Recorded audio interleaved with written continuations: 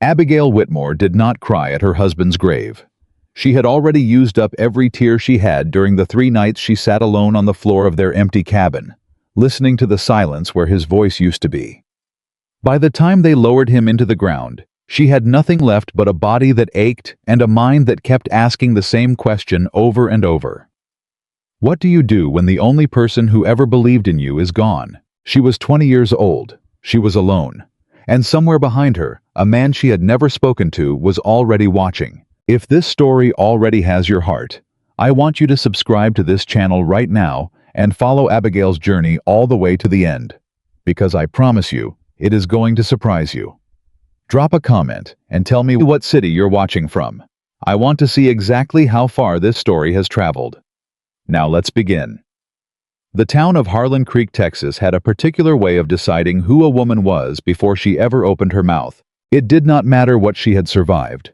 It did not matter what she could do with her hands, or how sharp her mind was, or how quietly she kept herself together when everything around her was falling apart.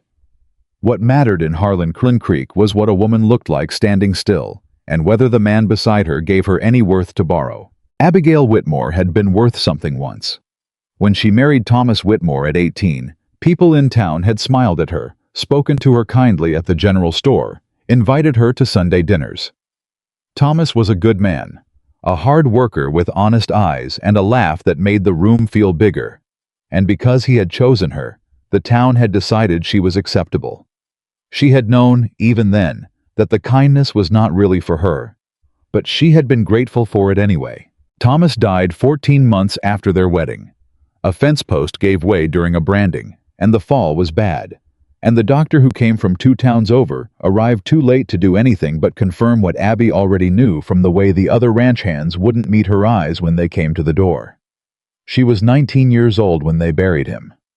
20 by the time she understood what his death actually meant for her. It meant the smiles at the general store stopped. It meant the Sunday dinner invitations dried up. It meant the women who had been cordial to her at church suddenly found reasons to look past her when she walked in, as though she had become a kind of bad omen, the sort of woman whose misfortune might be catching. And it meant that the small amount of money Thomas had saved, enough to have started something real, given time, disappeared inside 3 months into debts she had not known existed. Feed bills, a loan against the cattle he had hoped to buy, a debt to the bank that did not care one bit that she was grieving. She sold what she could. She ate what little remained. She did odd work where she could find it, mending clothes, washing linens, helping the bakery woman on mornings when her hands were bad from the cold. It kept her alive. It did not keep her whole. The hardest part was not the poverty. Abby had grown up without much, and she knew how to be poor. The hardest part was the way people looked at her, or rather, the way they had stopped looking at her at all. As though widowhood had rendered her invisible. As though her large body, always the thing that made strangers pause and reconsider, had become even more of a reason to dismiss her now that there was no husband standing next to it to make it tolerable. She heard what people said. Small towns do not offer much in the way of privacy. Poor thing, Mrs. Gallen at the dry goods store said to her friend one afternoon, not quietly enough. But what did she expect? A woman her size, married so young. It was always going to be a hard road. She ought to go back to her people, the friend replied. She ain't got people, Mrs. Gallen said. That's the whole problem. Abby had stood on the other side of the shelf and listened to every word. She had picked up the flour she needed, carried it to the counter, paid for it without looking at either woman, and walked home with her head level and her jaw set. She did not let herself fall apart until she was inside with the door closed. Then she sat down at Thomas's old chair and allowed herself exactly 10 minutes of the kind of crying that comes from somewhere so deep it doesn't make any sound. The kind that shakes your shoulders and closes your throat and leaves you feeling hollow and scoured clean at the same time. When the 10 minutes were done, she wiped her face, stood up, and started thinking. She could not keep living the way she was living. The mending work and the laundry and the bakery mornings were not enough, and she knew it. Winter was coming, and she had looked at her supplies and done the arithmetic, and the arithmetic was brutal. She needed real wages. She needed work that paid a real wage, Not the kind of work people offered to widows out of pity, and then paid half of what they'd pay anyone else. She heard about the Caldwell Drive at the feed store, of all places. A man named Porter, who ran supplies for various outfits moving cattle north, was telling someone about a big drive heading up toward Montana. The Caldwell operation, he called it, one of the bigger ones through that part of Texas that season, pushing a herd of nearly 2,000 head. They were still looking for a cook, Porter said. Their last one had broken his wrist and couldn't make the trip. Ought to be somebody who can handle a crew, Porter said. 30 men eat a powerful lot. Ain't no small job. Abby had set down the bag of oats she was holding and walked directly to Porter and said, "Where do I find the man running that outfit?" Porter had looked at her the way most people looked at her. A slow, assessing look that started at her face, traveled downward without any attempt at subtlety, and came back up with his eyebrows raised. "Ma'am," he said carefully, "it's a cattle drive. It's rough country, dangerous work." "I know what a cattle drive is," Abby said. "Where do I find the trail boss?" Porter had told her, with the tone of a man who fully expected to be describing a fruitless errand. He told her Nathan Caldwell was camped at the south edge of town with his outfit, 3 miles out on the Broken Creek Road, and that he was leaving in 4 days. Abby thanked him and walked home, and spent the rest of that afternoon going through every supply she had left in the cabin, calculating what she could carry, what she'd need, and what she knew how to do. By the time the sun went down, she had made her decision. She arrived at the Caldwell camp early the next morning, before most of the men were fully awake. The camp was large, wagons spread across the flat ground, horses picketed in long lines, the smell of old smoke and cattle and leather hanging over everything. She walked through it the way she walked through every uncomfortable situation, straight-backed, steady-paced, looking ahead. A young cowboy spotted her first and stopped what he was doing to stare. "Can I help you, ma'am?" he called, in the tone that meant, "What on earth are you doing here?" "I'm looking for Nathan Caldwell," she said. "He's over by the chuck wagon," the young man said, still staring. "But, what's your business with him, if you don't mind me asking?"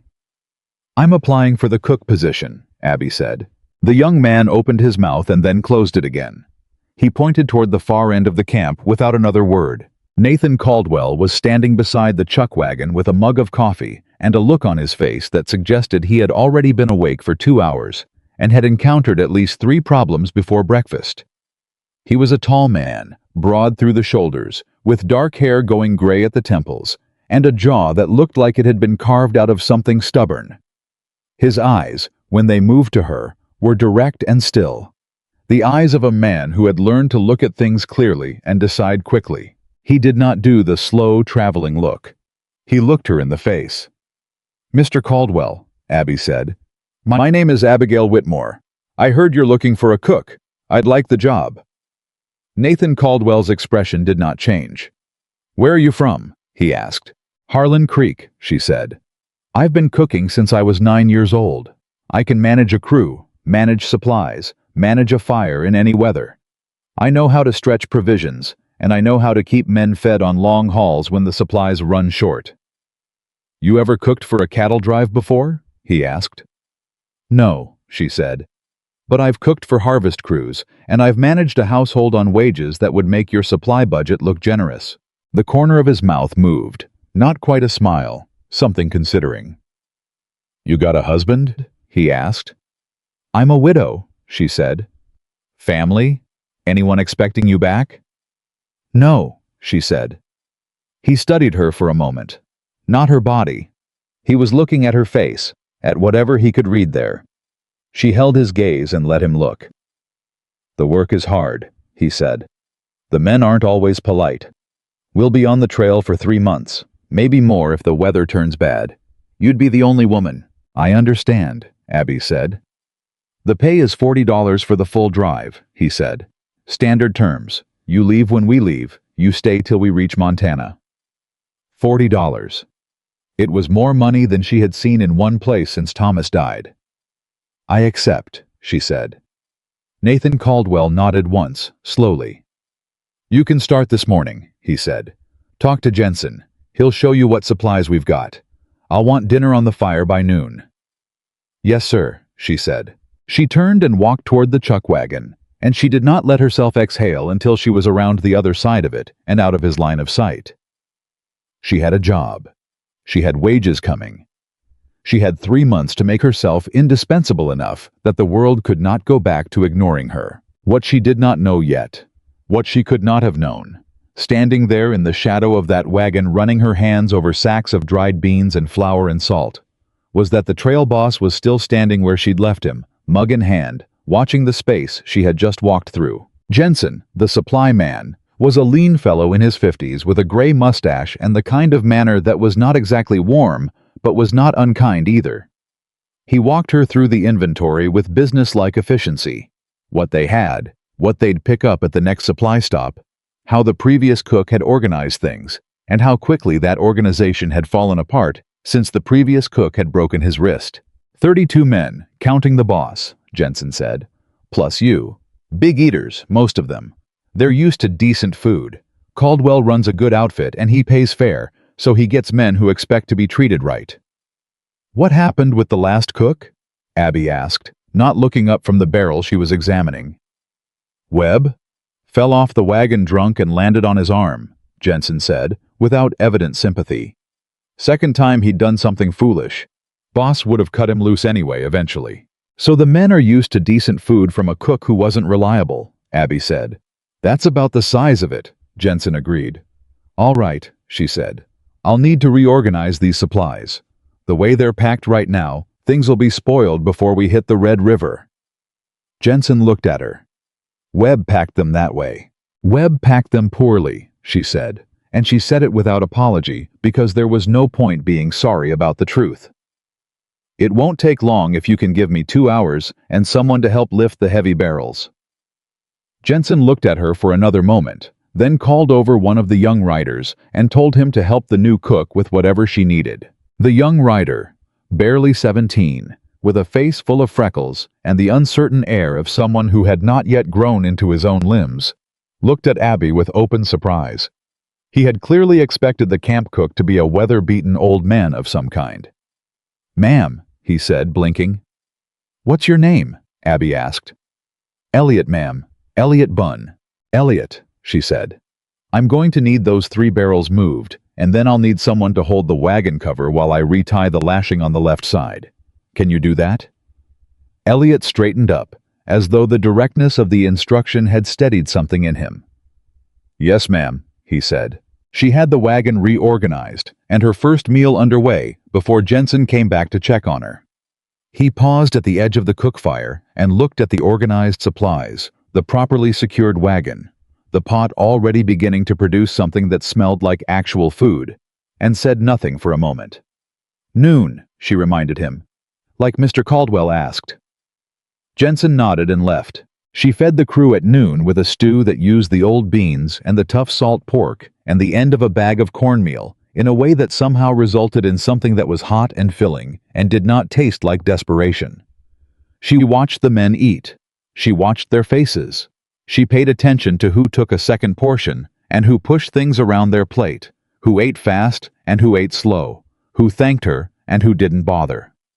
Most didn't bother. That was fine. She hadn't come here for thanks. Cole Branson made himself known on the first afternoon. He was a broad man in his 30s, not tall, but thick through the neck and chest, with the particular kind of confidence that comes from having been the loudest person in too many rooms for too long. He came up to the chuck wagon after the main crowd had cleared and looked at what remained in the pot with an expression of theatrical disappointment. "That's what we're eating from here on out?" he said. It wasn't directed at her exactly. He said it to the air, to no one in particular, in the way people do when they want to be overheard. "If you'd like a specific request," Abby said, not looking up from the pot she was cleaning, "I'll do my best to accommodate it within what the supply situation allows." Cole Branson looked at her then. Really looked at her. The slow, deliberate kind of look that is not curiosity, but is meant to make its target feel reduced. "What I'd like," he said, "is a real cook, not some—" He paused, as though searching for the precise cruelty. "Not some widow woman who's never been further from her kitchen than the front porch." Abby set down the cleaning rag. She turned to face him fully, which she knew was a thing people did not always expect. They expected her to look away, to soften, to apologize for existing in a space where she had not been invited. She did not look away. "My name is Abigail Whitmore," she said, clearly and evenly. "I was hired by Mr. Caldwell to cook for this crew. I intend to do that job well. If you have a genuine complaint about the food, I'd be glad to hear it. If you're just looking to make yourself feel important, you're going to have to find another audience, because I've got work to do." Cole Branson stared at her. Behind him, Elliot Bunn, who had been pretending to adjust something on a nearby wagon, made a small sound that might have been a suppressed laugh. Cole's jaw tightened. He said nothing else. He walked away. Abby turned back to the pot. Her hands were shaking slightly. She gripped the edge of the wagon and waited for them to stop before she picked up anything else. She was afraid. She was not going to let the fear run her. She learned their names within the first 3 days. All 32 of them. She learned which men had old injuries that made certain foods hard to eat, which ones were prone to stomachache in the heat and needed lighter meals on bad days, which ones were young enough to still be growing and needed every extra calorie they could get. She learned which horses were temperamental and which ones the men relied on most, because knowing that told her whose rider was going to come in, too tired and too tense to eat properly, and needed something warm and simple, rather than anything that required effort. She was not just cooking. She was studying the organism of the drive and figuring out how to keep it alive. Nathan Caldwell watched this. She was not sure when she first noticed him watching, but she noticed it. He was not obvious about it. He was a man who had clearly learned long ago how to observe without appearing to. But he was there, at the edges of things, quiet and present, and his attention had a quality to it that was different from the attention of the other men. The other men either ignored her or resented her. Nathan Caldwell was paying attention. On the 4th day, the trail hit a stretch of bad water. The creek they'd planned to camp beside had gone brackish from something upstream, and the cattle were restless, and the men were short-tempered from the heat, and 2 of the younger riders had gotten into a shoving match near the remuda that Nathan had to separate personally. That night, the mood in camp was ugly. Abby had already been thinking about the water problem for 2 hours by the time Nathan came to the chuck wagon with a mug and the expression of a man working through a list of problems in his head. "The water's no good for coffee," she said before he could speak. "I know," he said. "I've got enough stored in the clean barrel to make a pot," she said. "Just the one, so the men who've got the late watch get something warm." He looked at her. "You've been saving the clean water since yesterday, when I noticed the creek was starting to taste off," she said. "I stretched the cooking water too, boiled everything twice." He was quiet for a moment. Then he said, "How did you know it was going to get worse before we found another source?" "The cattle were moving funny," she said simply. "The ones that drink the most, they were pulling away from it. Animals know before we do." Nathan Caldwell looked at her the way she had already noticed. He looked at things he found genuinely interesting, direct and still, without the reflex of judgment. "You've been watching the cattle," he said. "I've been watching everything," she said. He nodded slowly. It was not the nod of a man making small talk.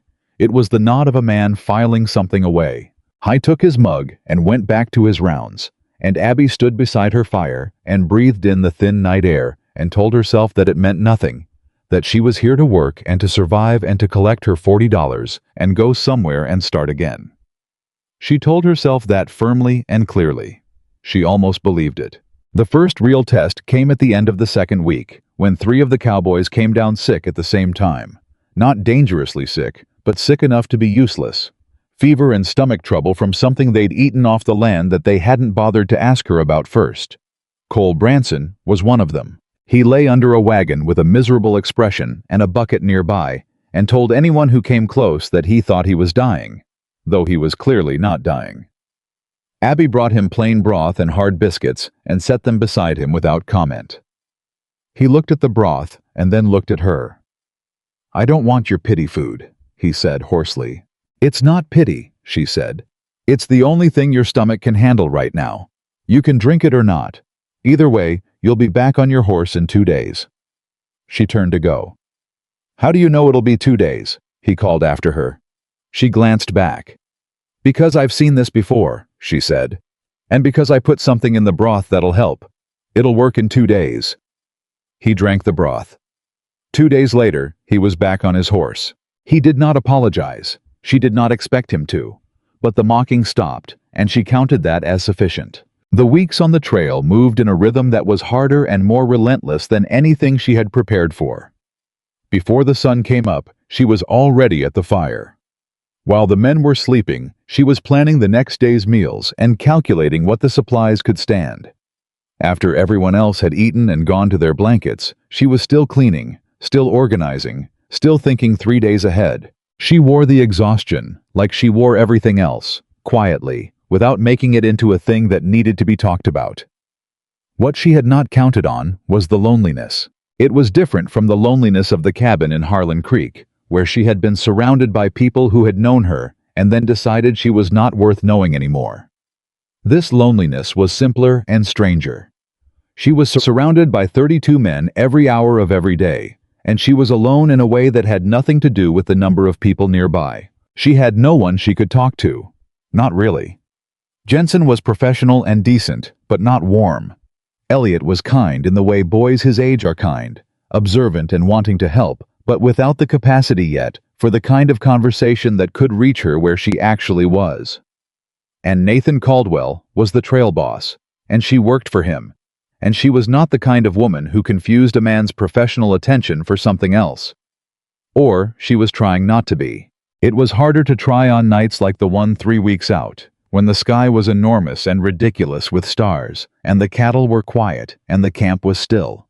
And Nathan appeared at the edge of the firelight so quietly, she didn't hear him coming, and she startled, and nearly knocked over the pot she'd left warming. "Sorry," he said. "Didn't mean to startle you." "It's all right," she said, getting her breath back. He sat down on the stool she kept beside the fire, the one that existed mostly so she had something to collapse onto during the long periods between meals. And he did it with the ease of a man who wasn't sure he'd been invited but was going to sit anyway. She let him sit. "You ever been this far from home before?" he asked after a moment. "No," she said. She was tying the top of a flour sack, something to do with her hands. "You? Done this route 4 times, he said. "It gets easier some ways, harder in others." "What gets hard?" she asked, before she could think better of it. He was quiet for long enough that she thought he wasn't going to answer. Then he said, "The nights mostly.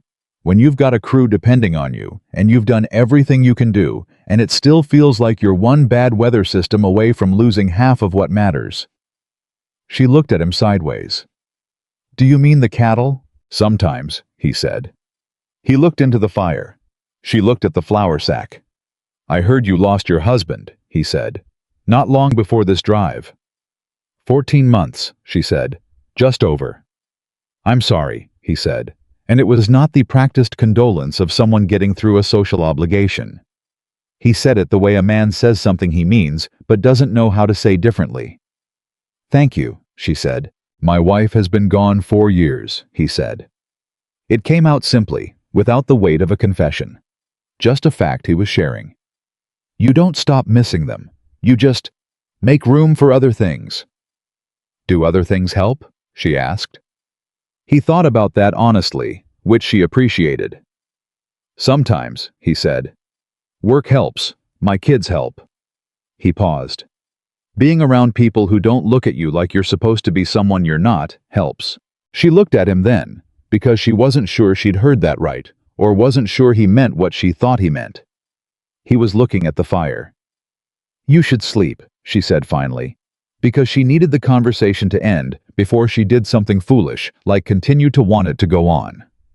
He stood up from the stool, and he touched the brim of his hat, a small, formal gesture that felt oddly careful. And he said goodnight and walked back into the dark. Abby sat beside the fire for a long time after that. She was not, she told herself, falling into anything. She was too sensible for that. She had learned too thoroughly what it cost to need something from a world that was always measuring whether you deserved it. But she sat there for a long time with the fire burning low and the stars hanging enormous overhead, and somewhere in the distance the cattle were breathing their slow, vast breath. And she thought about what it felt like to be seen by someone who looked straight at your face and did not seem to find it wanting. She thought about that for a long time, and then she banked the fire and went to sleep, because tomorrow the drive would continue, and there were men to feed and miles to cover, and no place in any of that for a woman to be foolish about a pair of direct, steady eyes. But the thought came with her into sleep anyway, quiet and persistent, the way certain things do when they have decided they are not going to be dismissed. The way certain things do when they are the beginning of something the rest of you hasn't caught up to yet. Show more. The morning after. Nathan Caldwell sat beside her fire and said goodnight, like it meant something. Abby woke up before the stars had finished fading and told herself 3 things. First, she was here to work. Second, $40 was $40, and she had not survived everything she had survived to go soft over a man's steady eyes and a few words said beside a dying fire. Third, she had work to do. She had the coffee on before any of the men stirred, and she had the biscuits in the Dutch oven, and the salt pork sliced, and the dried apples soaking before the first gray light showed itself on the eastern edge of the sky. By the time the camp was moving, breakfast was ready, and she was standing at the chuck wagon with the practiced calm of a woman who had not spent any part of the night thinking about anything she shouldn't have been thinking about. She was very calm about it. Cole Branson came through the line without looking at her, which she had come to understand was his version of a peace offering. He took his plate and his coffee and went to sit with the other men, and she watched him go and thought, 2 weeks ago he was trying to make me cry. Now he's just trying to pretend I don't exist. That's progress.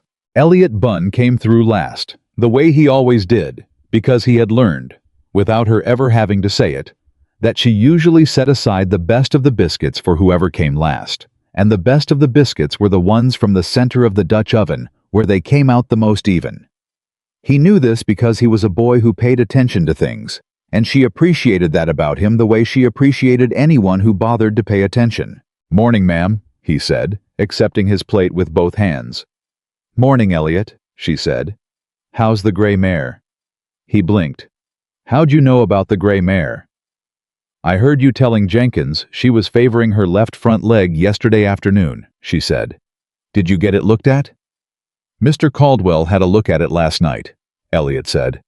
"He says she'll be all right, just needs to be taken easy for a day or 2. He paused, looking at his biscuit. "You notice a lot of things, ma'am." "It's my job to notice things," she said. He nodded, slow and thoughtful, the way young people nod when they're storing something away. Then he went to eat with the others, and Abby turned back to the fire, and that was when she felt the particular quality of attention that she had learned to recognize.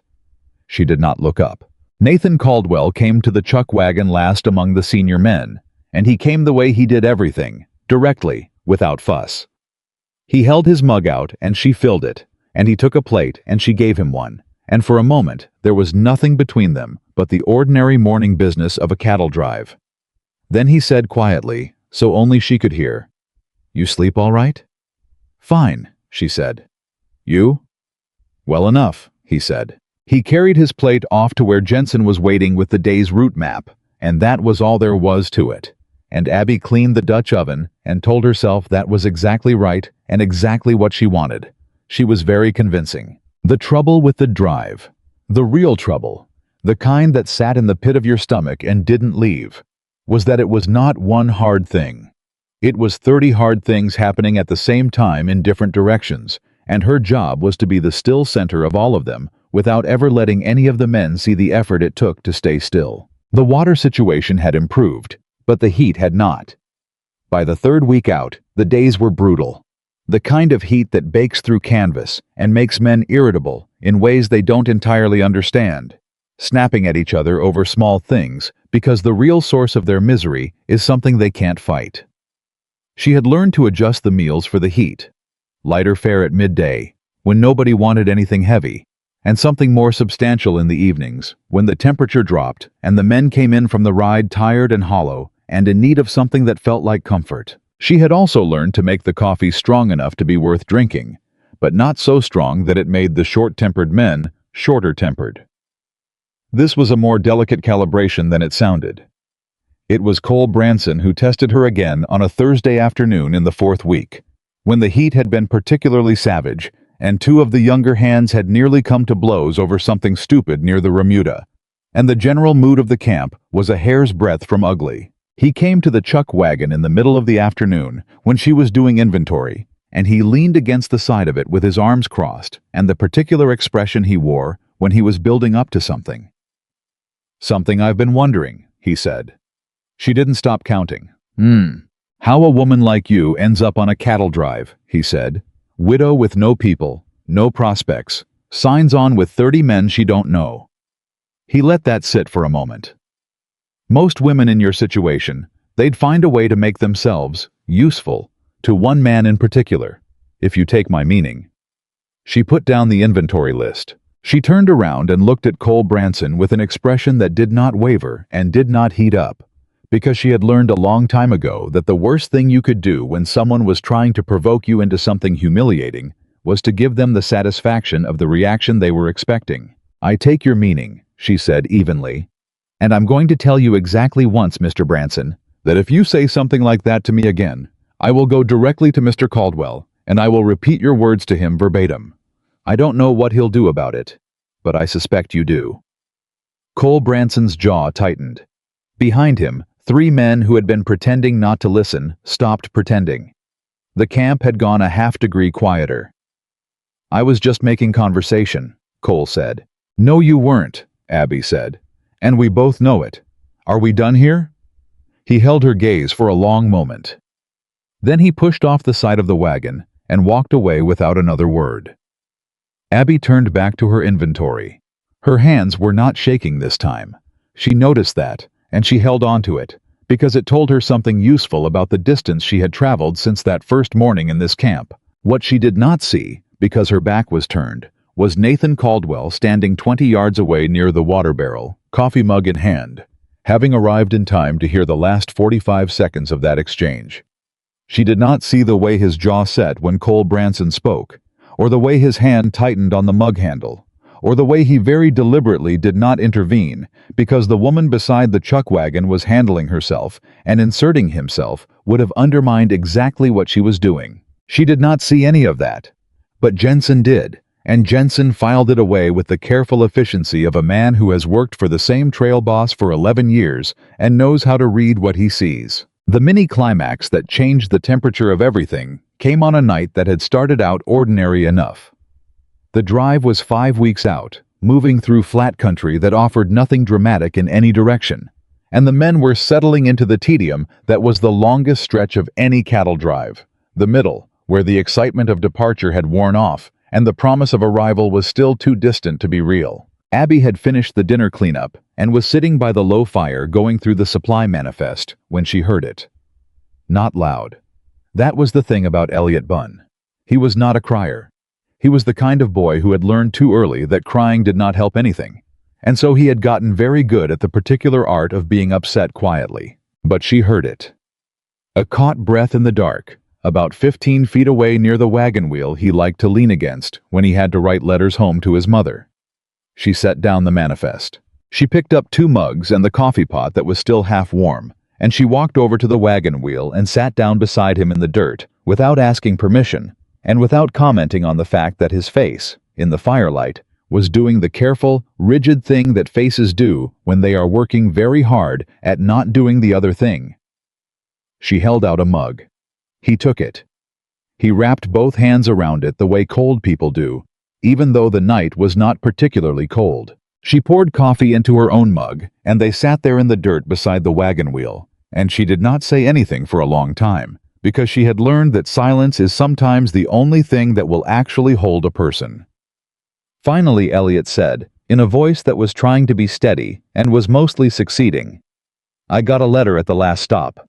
From home." He stopped. She waited. "My pa lost the farm," he said. "Bank took it.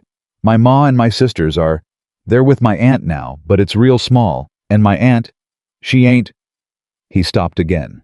His hands tightened around the mug. "I'm sending home everything I earn. I have been since the start. But it ain't going to be enough. It ain't going to be near enough." She looked at the fire. She thought about the cabin in Harlan Creek, and the arithmetic that didn't work no matter how many times she did it, and the flour she'd stretched too thin, and the cold she'd managed by not thinking about it, and the particular despair of being 20 years old and understanding that the numbers were not going to come out right. "How much are you making on this drive?" she asked. $22, he said. She thought. "Jensen gets the supply invoices," she said. "He's been looking for someone to help him manage the tallies at the end of each week. It's bookkeeping, basically, just keeping the numbers straight. It's an extra $3 if you can do it." Elliot looked at her. "I can do arithmetic," he said, with a flash of something that was almost indignant. "I know you can," she said. "I've watched you. Talk to Jensen tomorrow." He looked at the fire for a moment. "Why are you telling me this?" She considered him. "Because you're a good kid," she said. "And because when I was in a bad spot, nobody told me things that would have helped, and I spent a lot of time figuring out things I shouldn't have had to figure out alone." Elliot Bunn, 17 years old, looked at her with the expression of someone receiving something they did not entirely know how to hold. "Thank you, ma'am," he said. "Elliot," she said. "You can call me Abby." He nodded slowly. "Yes, ma'am," he said, which made her laugh, quietly, in the way she had laughed more in the past 5 weeks than she had in the 14 months before them, which was a fact she was still getting used to. She went back to the fire and the manifest, and she did not think about the fact that she had just laughed. She especially did not think about who she had been laughing more since. Since what exactly? Since when? Since whose company had been appearing regularly at the edges of her evenings. She did not think about that. 3 days later, something happened that she could not file away neatly under any category she had. It was a late afternoon, and she was at the chuck wagon organizing the next morning's supplies, when she heard raised voices from the other side of the camp. This was not entirely unusual. Men on a cattle drive argue, it is the nature of things. But the quality of these voices was different, sharper. She did not move immediately, because it was not her business, but she tilted her head and listened. Cole Branson's voice was one of them. The other was a man named Garrett Reed, who was older than Cole and quieter on most days, but who had a temper that ran cold rather than hot, which made it more dangerous. She could not make out words at first, just tone. Then the tone shifted into something that had weight behind it. She came around the side of the wagon and saw Cole and Garrett squaring off near the remuda, with 4 other men standing at a distance that said they were watching rather than intervening. Cole had his hand near his hip in a way that was not quite reaching for anything yet, but was making the possibility available. Garrett was very still. She did not think. She picked up the coffee pot, still full, still hot, and she walked directly to where the 2 men were standing, and she placed herself between them, and she said, in the clearest voice she had, "Mr. Branson, Mr. Reed, I need help moving the water barrel before dark, and both of you are standing right here." The 2 men looked at her. Everyone looked at her. She held the coffee pot in one hand and looked back at them with an expression that said she was aware this was an interruption and did not care. "There's hot coffee if you want it after," she added. The absurdity of it, the sheer, practical, domestic absurdity of standing between 2 men who were about to do something stupid and offering them hot coffee, did something to the air that nothing else had managed to do. Cole Branson's hand moved away from his hip. Garrett Reed blinked. Yeah," Cole said, after a moment, in a voice that had lost its edge somewhere. "Sure." The men around them did not say anything, but she could feel the release of something in the group, the way a held breath lets go. She turned and walked back toward the water barrel, and after a moment, she heard footsteps behind her, both sets of them, Cole's heavy tread and Garrett's quieter one. And she handed them each a mug of coffee and pointed at the barrel and said, matter-of-factly, "Left side." They moved the barrel. Nobody spoke of it again. But that night, when she was banking the fire, she heard Nathan's voice behind her, low and even. "That was a smart thing you did this afternoon," he said. She turned. He was standing at the edge of the firelight, and his expression was doing something that was not quite a smile, but was related to one. "It needed doing," she said. "Other people let it get where it was heading," he said. "You didn't." Other people were deciding whose side to be on, she said. I wasn't interested in sides. I just didn't want two of your men out of commission for the rest of the drive. He looked at her for a moment. Is that the only reason? She held his gaze. Mostly, she said, that almost smile again. He looked down at the fire and back up. Abby, he said, and it was the first time he'd used her name without the title, and she noticed it the way you notice a change in the temperature of a room. Nathan, she said, because if he was going to do away with formality, she was not going to pretend she hadn't noticed. Something moved in his expression. Something she couldn't quite name, except that it made the air feel slightly different than it had a moment before. You should sleep, he said finally, which was almost exactly what she had said to him weeks ago beside the fire, and she recognized it and understood that he recognized it too.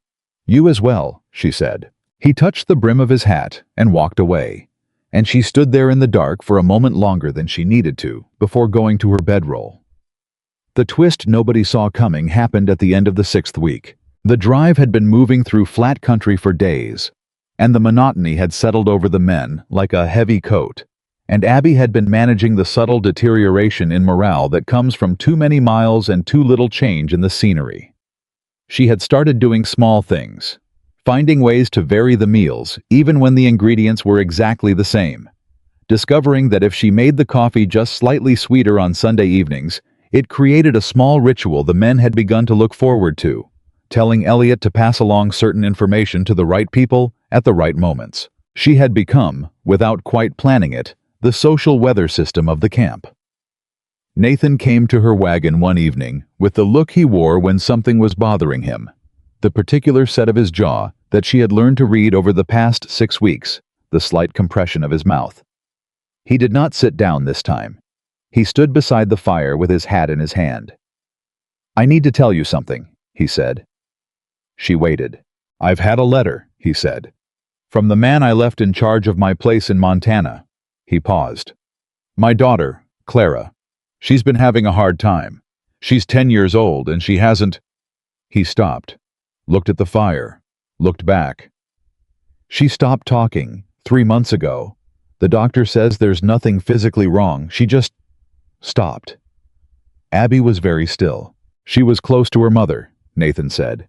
And I've been away on this drive for 6 weeks, and I'm asking my foreman to manage a little girl who hasn't spoken in 3 months, and He stopped again.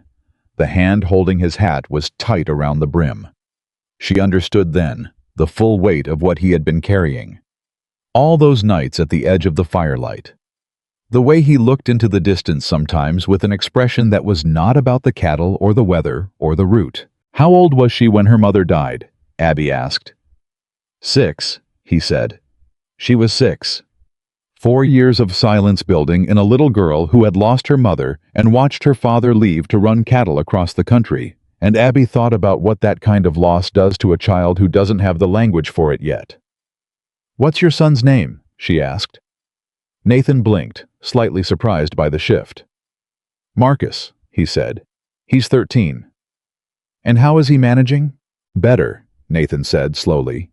Or, I thought better. He hides things. He's learned to seem all right. He looked at her. Why are you asking?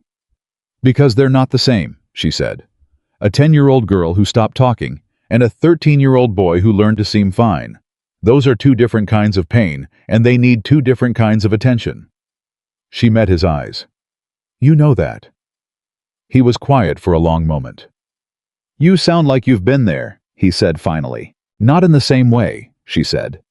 But I know what it is to decide that it's safer not to speak, to decide that keeping quiet is how you survive.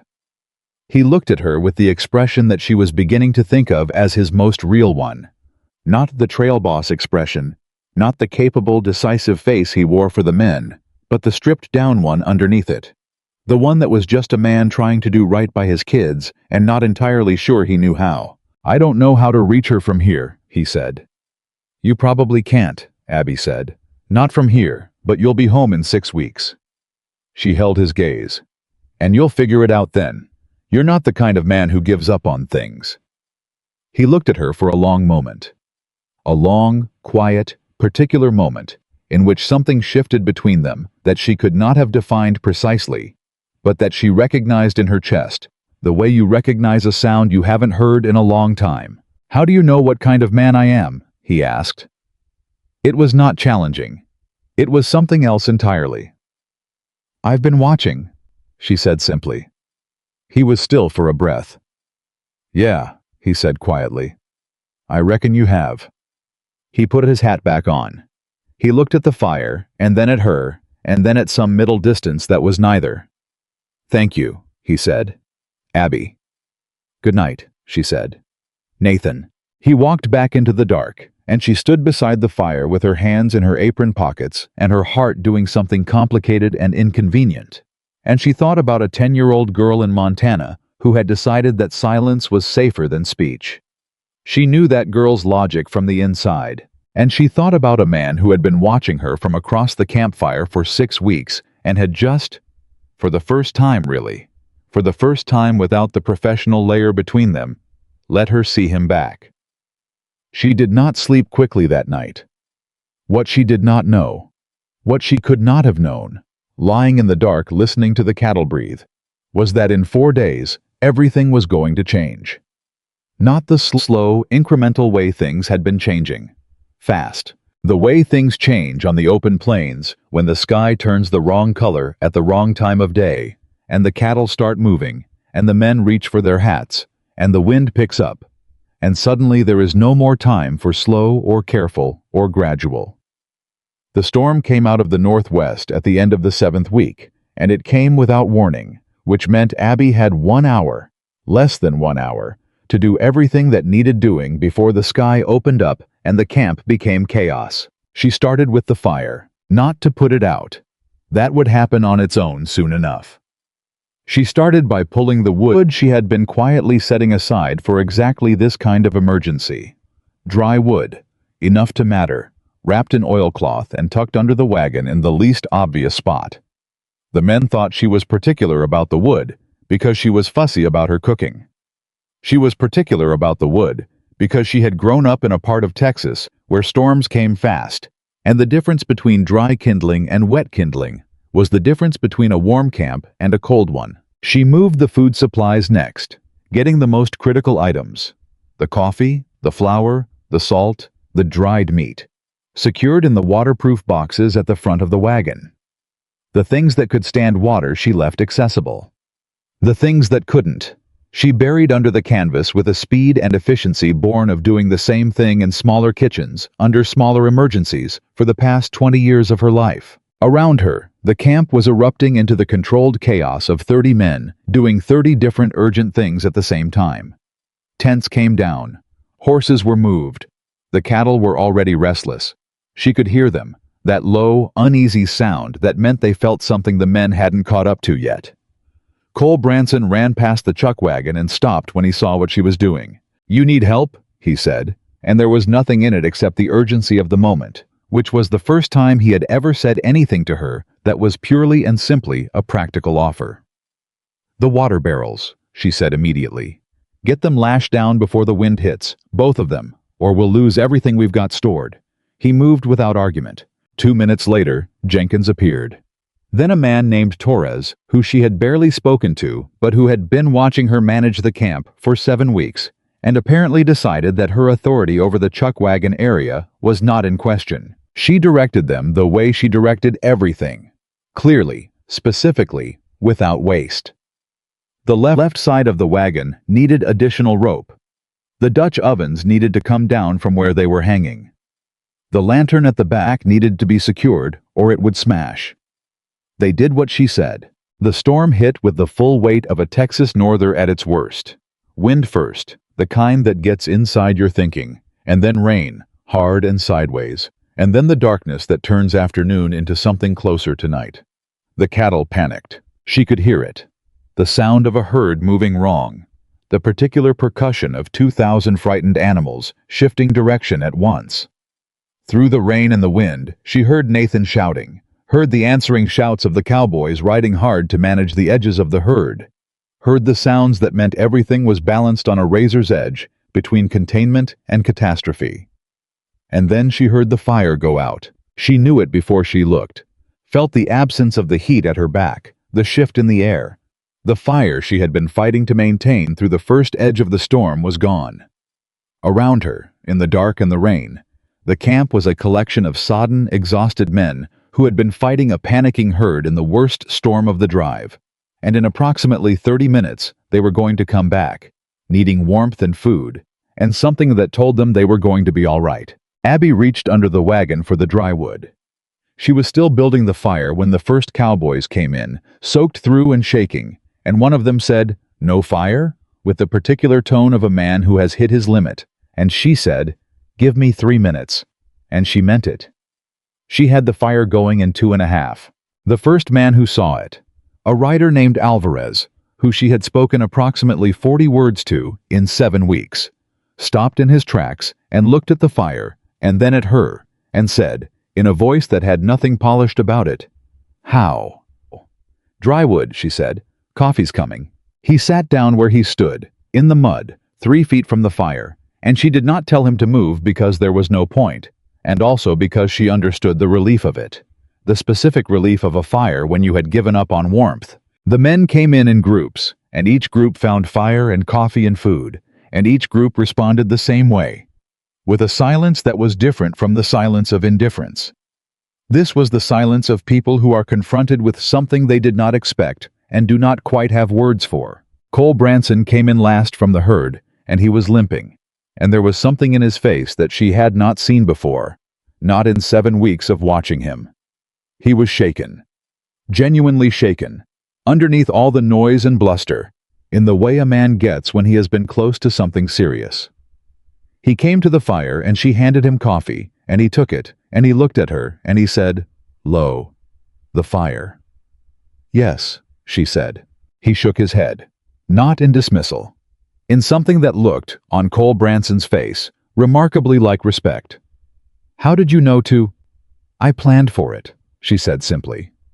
He looked at the fire, and then at his coffee, and then at her, and for a moment his face did the thing that difficult people's faces sometimes do when they have run out of the armor they usually wear. It went plain and unguarded and very young. "Good thinking, ma'am," he said. She looked at him steadily. "Abby," she said. He blinked. "My name is Abby," she said.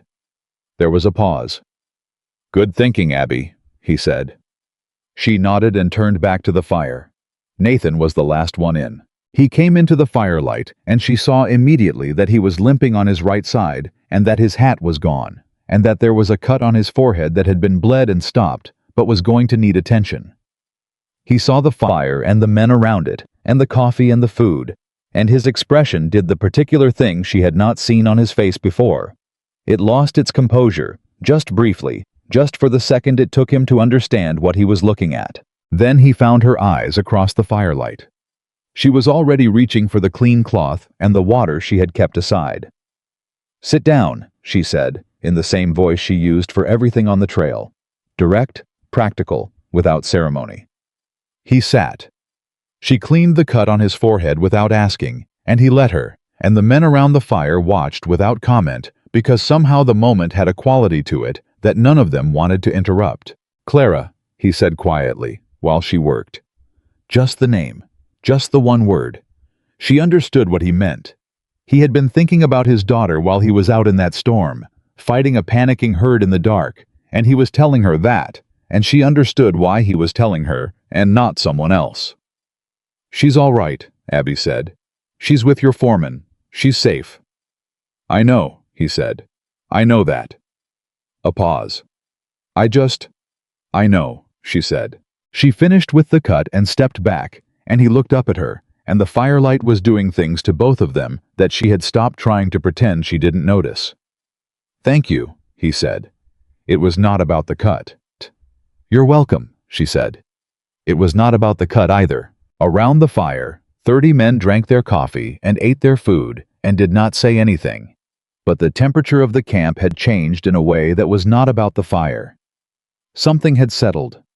Something had been decided, in the wordless way that things get decided in groups of people when they have been through something hard together, and one person was the reason they came out the other side intact.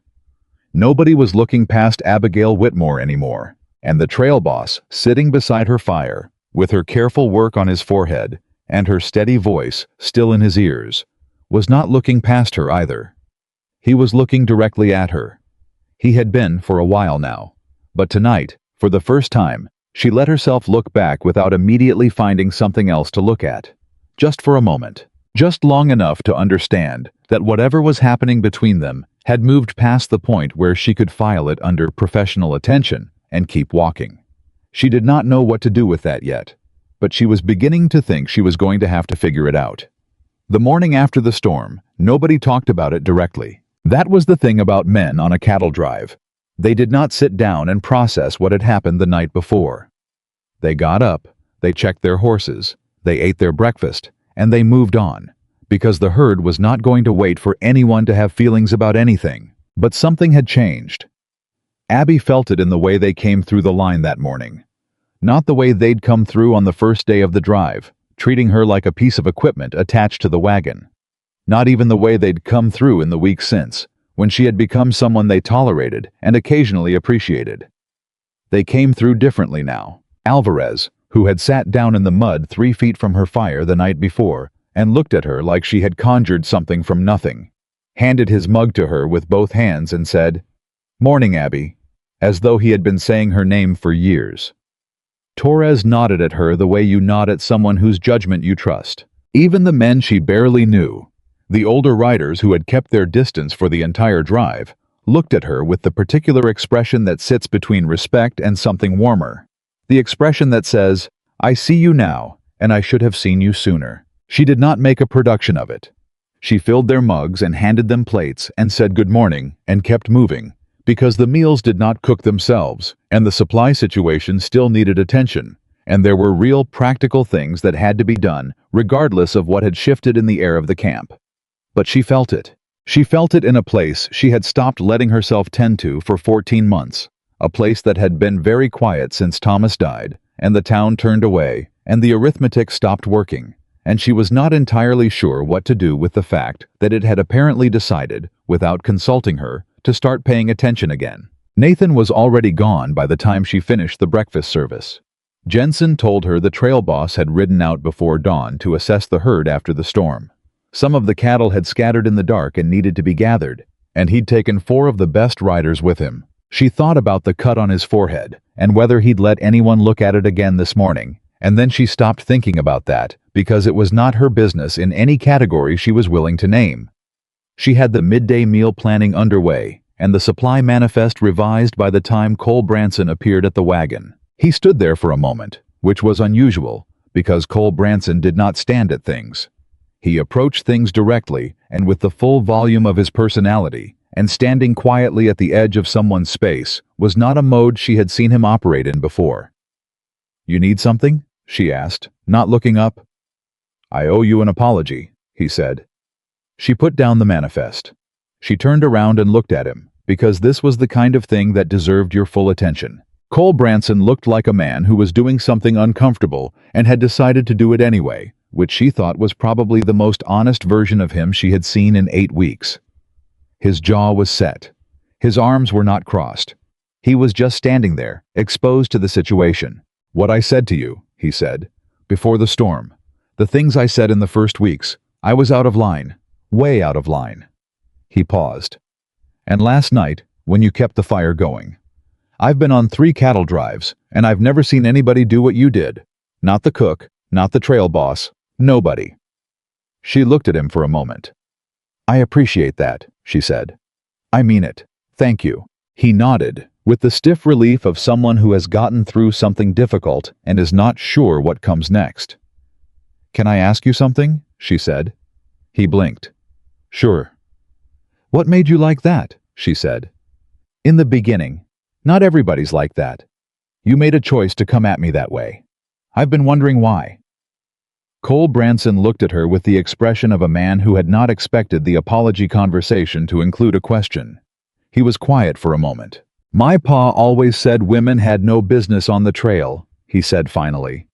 "Said it made things complicated. I guess I—" He stopped. "I guess I was looking for a reason to be right about that." "Did you find one?" she said.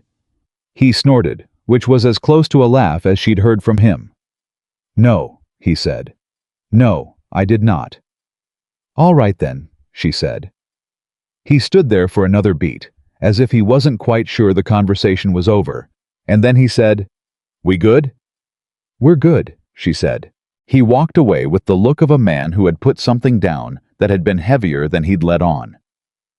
Abby turned back to her manifest and thought about how much easier everything would be if people just said the thing that was actually wrong from the beginning, instead of spending weeks making everyone around them pay for it. Then again, she thought, she had not exactly been the picture of direct communication either, given a certain trail boss, and a certain fire, and a certain prolonged situation. She had been filing under headings that were getting less convincing by the day. The drive pushed north. The terrain changed as the days accumulated. The flat Texas country giving way to something with more variation, more elevation, more of the sense that the world was a larger and more complicated place than it appeared from any one position within it. The herd moved well in the cooler air.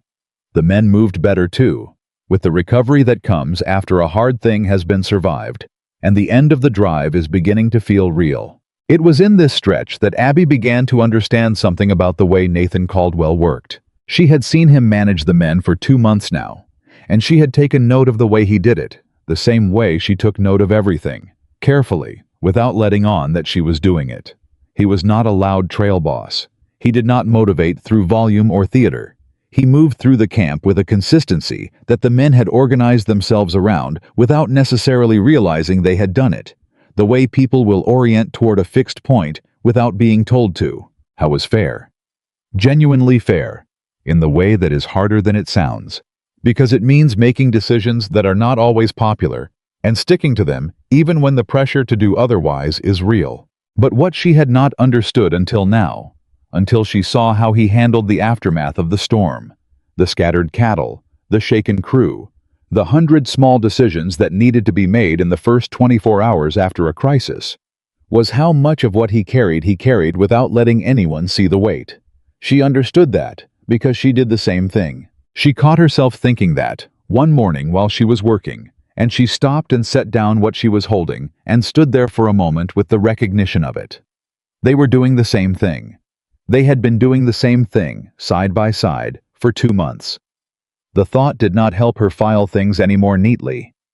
The first large twist of the third act of the drive came at the beginning of the 9th week, and it came from a direction nobody had anticipated. A man rode into camp from the south, not one of their crew, a stranger, on a horse that had been pushed hard. He asked for the trail boss by name, which meant he had been sent specifically, and he had a letter. Nathan read the letter beside the chuck wagon, which was where Abby happened to be, and she was not looking at him deliberately, but she was close enough that when she heard him make a sound, not quite a word, just a sound, the kind a person makes when something hits them somewhere they weren't protecting. She looked up. His face was doing something she had never seen it do. "Nathan," she said, because she had been using his name for 3 weeks now, and the formality would have felt wrong. "What is it?" He looked up from the letter. The cut on his forehead was healed to a thin line, and the eyes above it were doing the stripped-down thing, the thing underneath the trail boss expression. "My foreman is sick," he said. "Real sick. He's been sick for 3 weeks, and he didn't want to send word until he was sure, but they think it's bad." He stopped. "He's the one looking after my kids." She felt the weight of that land. "Who's with them now?" she asked. "The foreman's wife," he said. "She's good with them. They're not alone." He folded the letter, carefully, the way you handle something that might break. "But Marcus is 13, and he's been managing things because he thinks he has to, and Clara—" He stopped again. A little girl who hadn't spoken in 3 months, now without the one adult her father had trusted to hold things together. "How far are we from Montana?" she asked. 3 weeks, he said. "If we push." She looked at him. "Then push," she said. He looked back at her.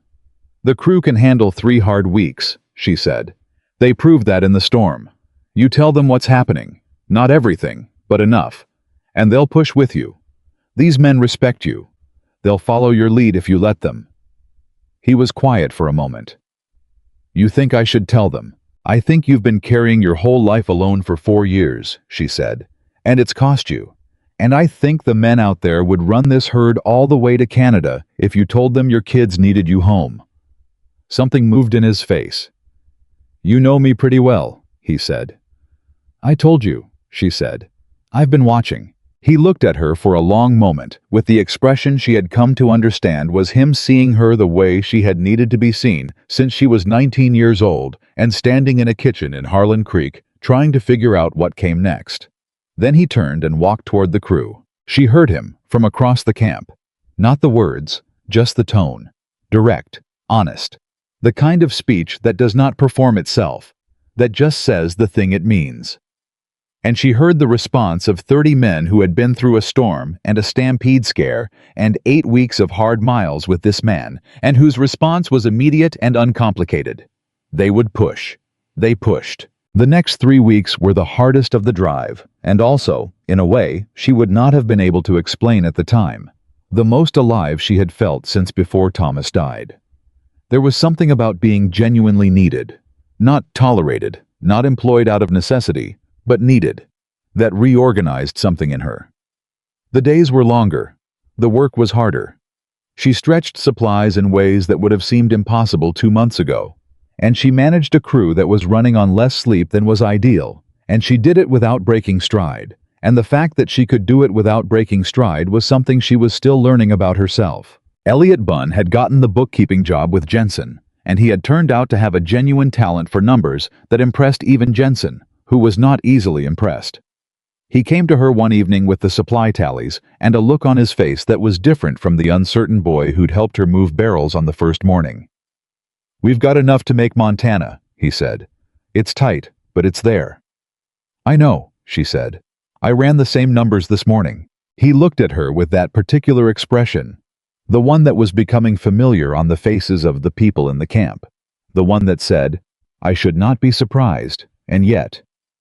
"You always already know," he said. "Pay attention, plan ahead, do the arithmetic," she said. "Everything else follows."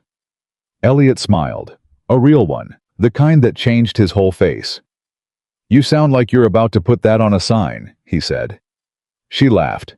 "Don't tempt me." It was the first genuinely light-hearted moment in 10 days, and they both held it for a beat before the weight of the push settled back around them. The second large twist came without warning, the way the bad ones always do.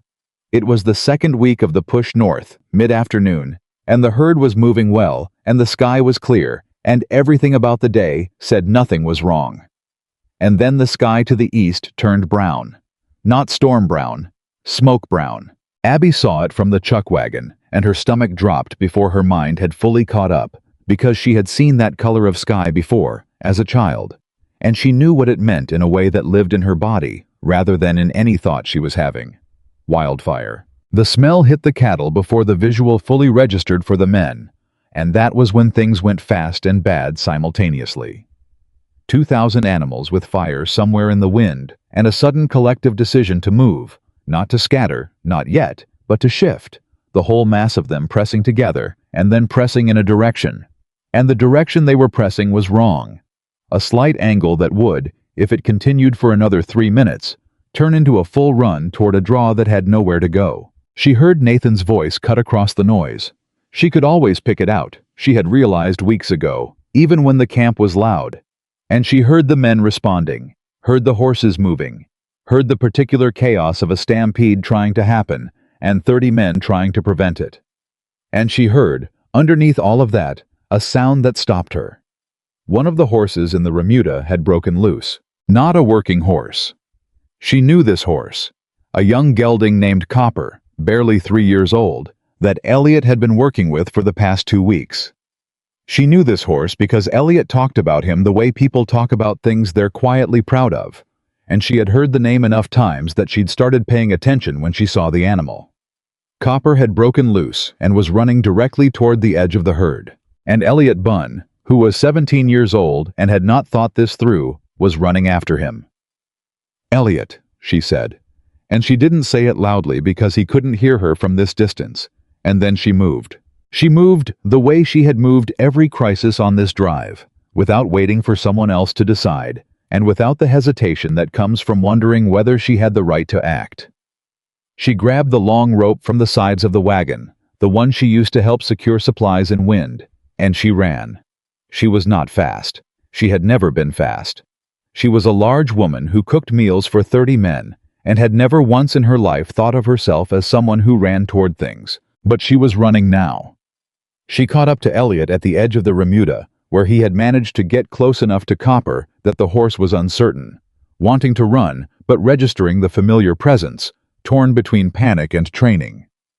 Elliot had his hand out, palm up, the way she'd seen him work with the horse a dozen times, speaking low and steady. "Stay where you are," she said to Elliot quietly, right behind him. "Don't change your voice. Keep talking to him." Elliot did not turn around. He kept talking, kept his hand out, kept his voice at the same even register. Copper's ears went back and then forward, back and forward again. The herd was pressing behind them, not running yet, but close. She could feel it more than hear it, that pressure of mass and panic that precedes a stampede the way thunder precedes lightning. She got the rope around the near post of the remuda fence in one motion and looped the other end, and she stepped to the side of Elliot, and she held it ready, and she waited. Copper moved forward. The moment his nose reached Elliot's hand, she had the rope over his neck. Elliot let out a breath that sounded like it had been held for the past 3 minutes, grabbed the horse's halter with both hands, and said, in a voice that was absolutely not steady, good boy, come on." She helped him get Copper secured, and then the sound behind them shifted. The herd's direction changing, the pressure releasing into a different line.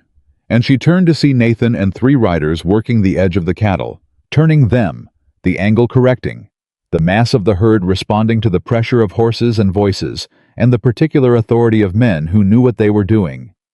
The fire smell was getting stronger. "Get back to the wagon," she told Elliot. "Ma'am." "Elliot." She looked at him directly. "You got the horse. You did what you came to do. Now go back to the wagon and keep your head down." He went. She turned back toward the herd, and that was when she saw Nathan's horse go sideways. Not a small sideways. The horse went sideways, and then it went down.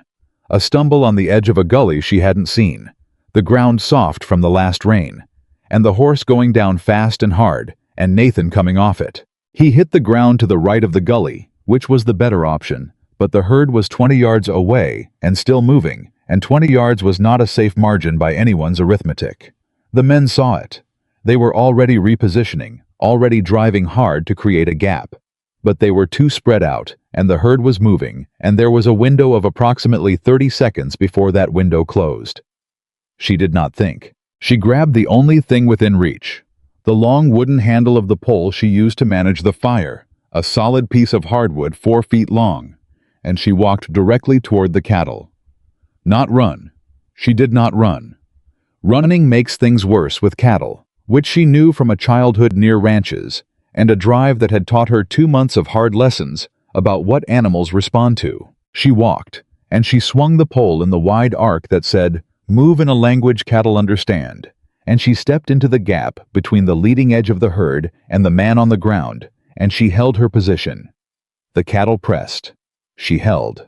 "Hey!" she shouted, which was the most unadorned and honest thing she had said in 2 months, and she swung the pole again, and the lead cattle balked, and the ones behind them responded to the check in the line, and the whole living wall of frightened animals pressed against itself and began, reluctantly and dangerously, and not without further convincing, to redirect. 2 riders hit the edge of the herd from the other side in the same moment, and between the riders and the woman with the pole, the herd's direction committed itself elsewhere, and the dust and the smoke smell and the terror of it swept past and kept going. Nathan was on his feet. She had not seen him get up. He was just there, suddenly, upright, 10 feet away, looking at her. She was breathing hard. She was still holding the pole. Her hands were not shaking. She noticed that with a distant sort of surprise. The herd was moving away. The riders were managing the edges. The crisis had a shape now that could be controlled, and around them the camp was beginning to breathe again. The particular collective exhale of people who have been on the wrong side of a threshold and made it back. Nathan walked toward her. He stopped 2 feet away. He looked at her with an expression she had not seen before and could not name, except that it was the most unguarded thing she had ever seen on a human face. Not just on his face, on any face. And his hands came up and took hold of her shoulders, not roughly, carefully, as if he was checking that she was real and solid and standing.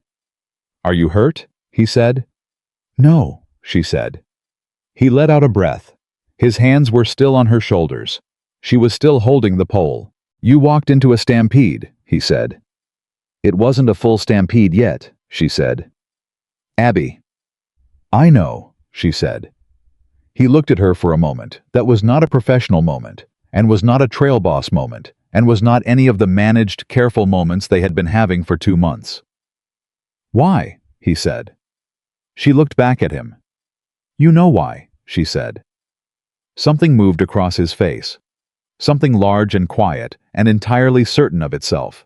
His hands were still on her shoulders, and neither of them moved to change that.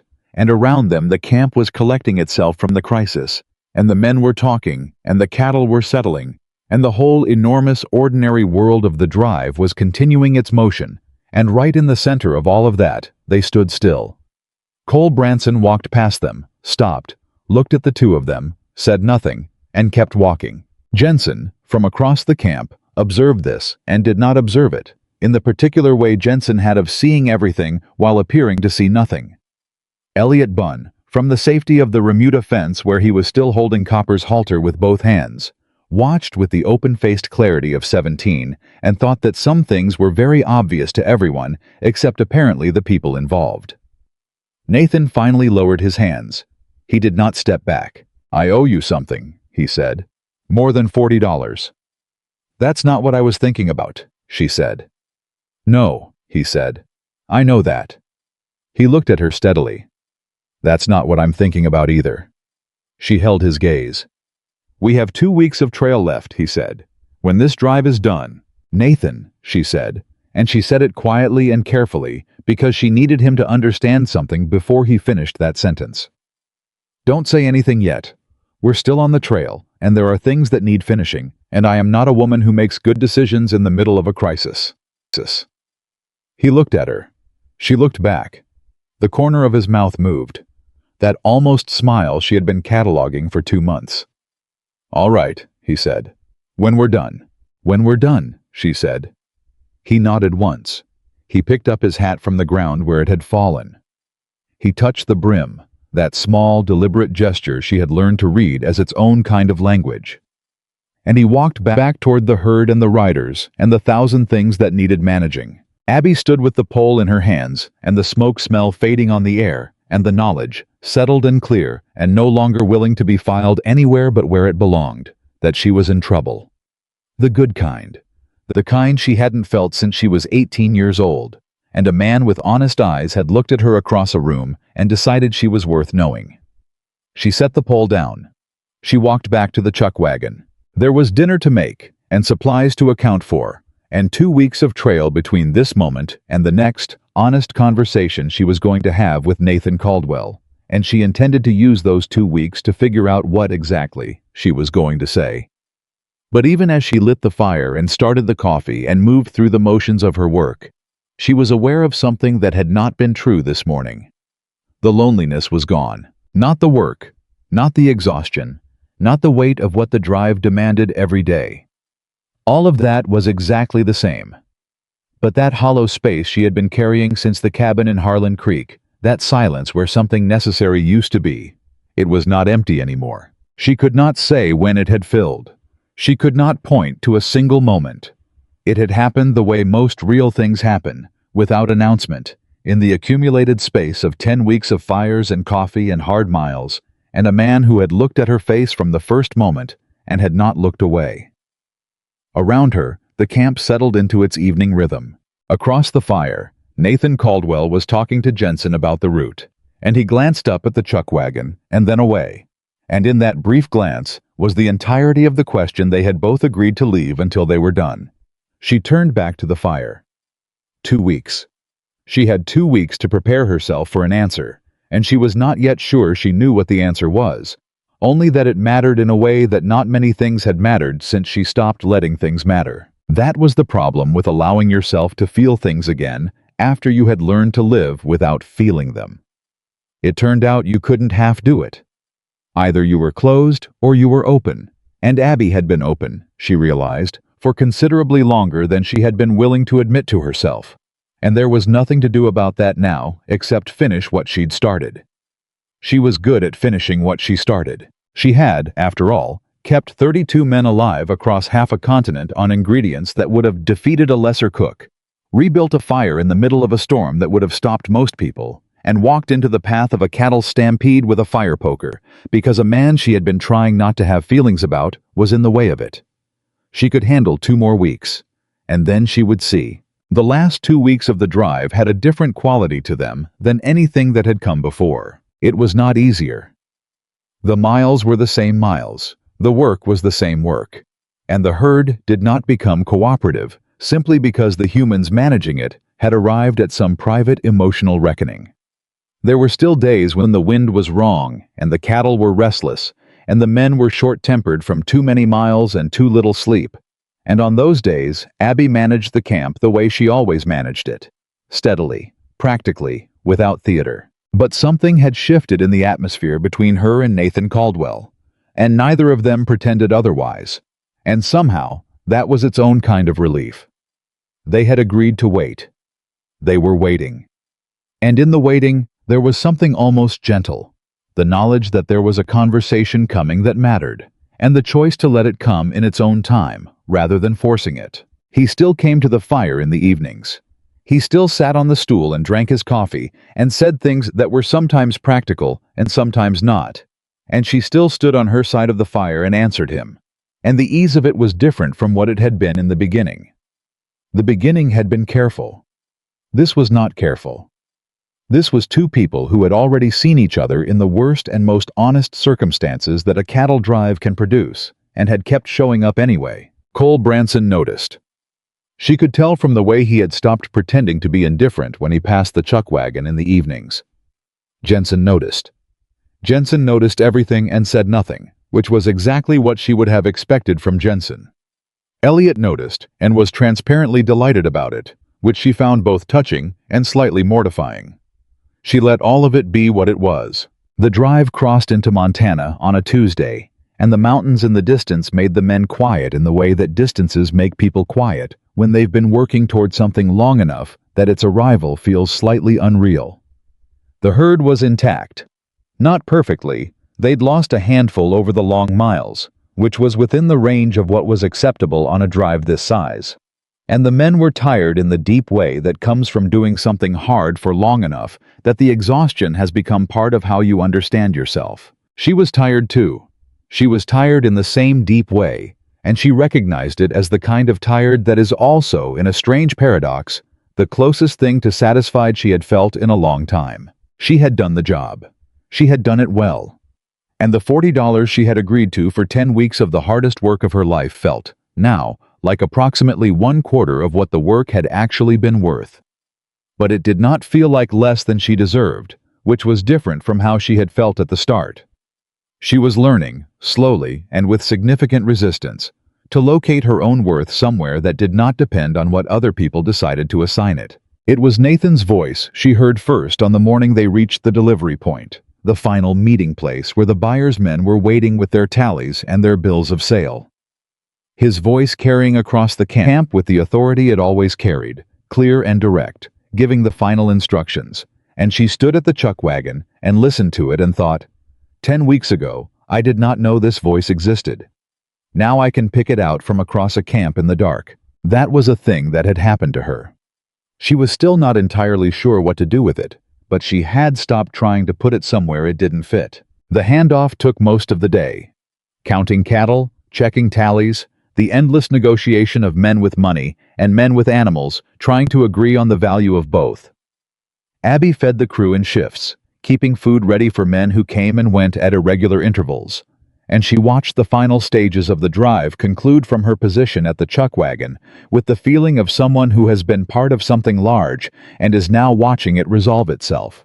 It was done by late afternoon. The buyer's men took the cattle. The Caldwell crew got their pay.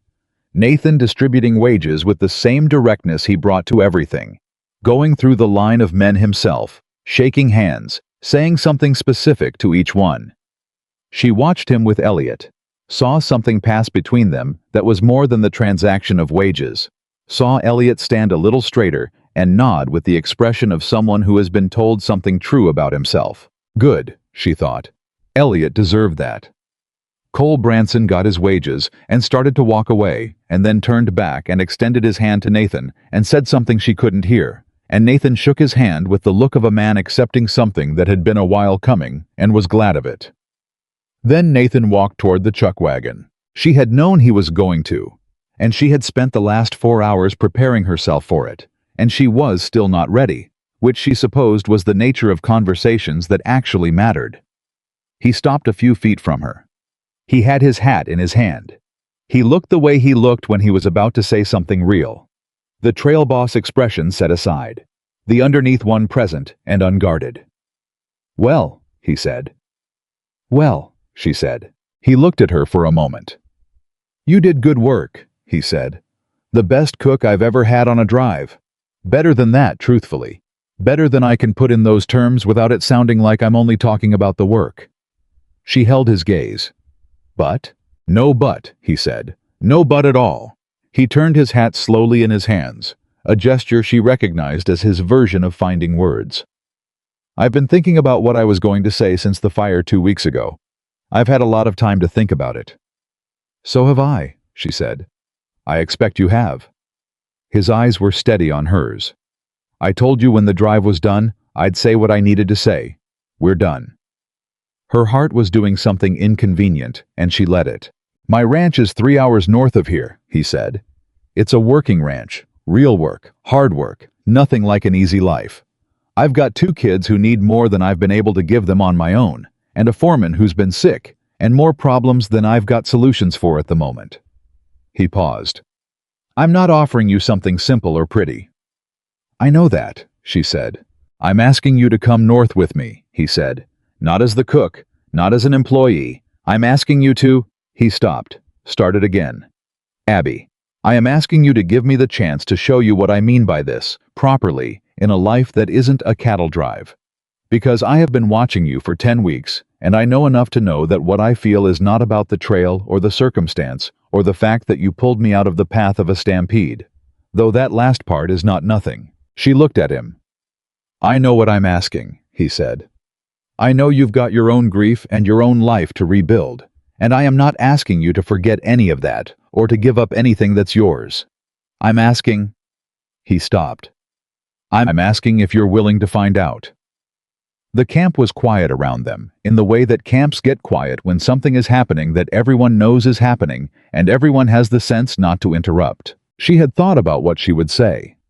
She had thought about it for 2 weeks, turning it over in the mornings while the coffee brewed and in the evenings while the fire burned down, and she had come up with approximately 14 different answers, ranging from the practical to the alarming. She threw all 14 of them away. "Yes," she said.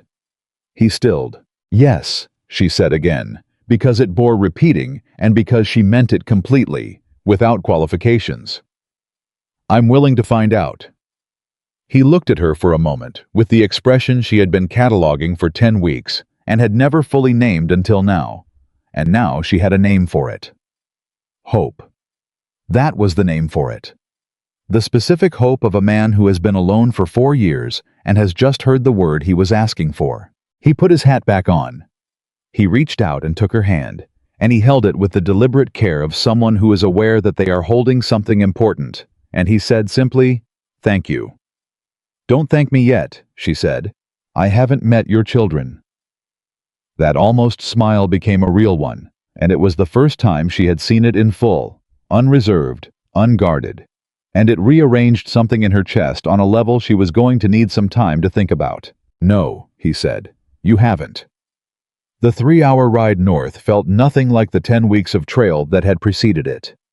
10 weeks of waking before dawn and driving hard and managing 30 men and a herd of 2,000 cattle, and now just 2 horses and a wagon, and the long northern distance, and Nathan Caldwell riding beside her, with the ease of a man who has made a decision and is at peace with it. They talked.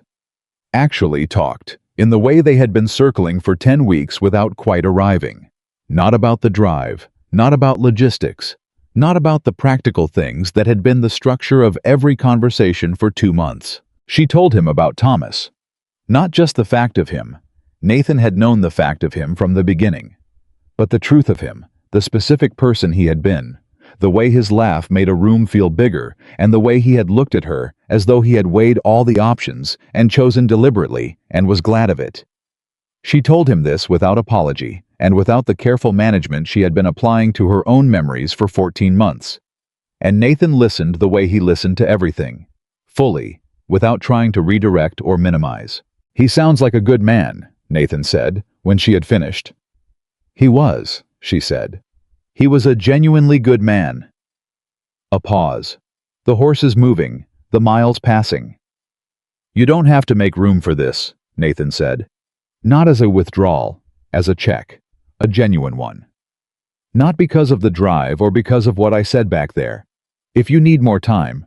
"Nathan," she said. "I said yes. I meant yes." She looked at him sideways. "I know the difference between saying something because I mean it and saying something because the situation makes it seem like the right answer. I have been saying no to things for 10 weeks because I was not sure. When I'm sure, I say it." He looked at her.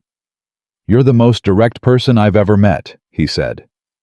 "You say that like it's surprising," she said. "On a cattle drive," he said. "You're the most direct person I've ever met. That's not a small category." She almost smiled. "Go on and tell me about your children," she said. I did. He told her about Marcus, 13, serious, responsible in the way of children who have learned too early that someone needs to be good at numbers, terrible at asking for help. He told her about Clara, 10, quiet now in a way she hadn't always been, a child who before her mother's death had apparently talked enough for 3 people, and who had, in the years since, retreated to a silence that the people around her kept trying to fix with the wrong tools. "What tools have you tried?" Abby asked. He listed them. Doctors. A teacher who specialized in nervous children. A woman from town who had come twice a week for 6 months before Clara had made it clear, through the sheer sustained force of her silence, that she was not interested. "What does she like?" Abby asked. Not what does she need, what does she like? Nathan thought about that. "Animals," he said. "She's always been good with the horses. She talks to them, or she did. She used to spend half her time in the barn." He paused. "And she likes stories. Before she stopped talking, she used to ask for stories every night, made her mother tell the same ones over and over." "What kind of stories?" Abby said. "Adventure stories," he said. "Women who did things. She had a particular one she loved about a woman who crossed the country alone and built a homestead from nothing." He glanced at her. "She would have liked you," he said. "The version of you I've been watching for 10 weeks. "You don't know that," she said. "I know my daughter," he said. "She respects people who don't give up." Abby was quiet for a moment, thinking about a 10-year-old girl who had decided that silence was safer than speech, who talked to horses and loved stories about women who did hard things, and who had been trying to survive her grief in a house full of people who kept arriving with the wrong answers. She understood that girl's logic from a very specific interior place. "I'm not going to fix her," she said. "I want you to know that, Nathan. I'm not coming in with a plan or a method or the idea that I'm going to be the thing that breaks through. If I try to fix her, she'll know it, and she'll close tighter, and she'll be right to." He looked at her. "What will you do?" he asked. "I'll just be there," she said. "The same way I was just there for the men on the drive. Not performing anything. Just doing the work and being present and letting it be what it is." She paused. "If she decides to trust me, she'll decide it herself. I can't make that happen." He was quiet for a long moment. "4 years," he said. "I have had 4 years of people trying to fix her." "I know," she said. "You're the first person who's told me they wouldn't," he said. "Well," she said, "there it is." The ranch appeared at the end of the 3rd hour, and Abby's first thought was that it was larger than she had pictured. and her second thought was that it had the look of a place that was being held together by effort rather than ease.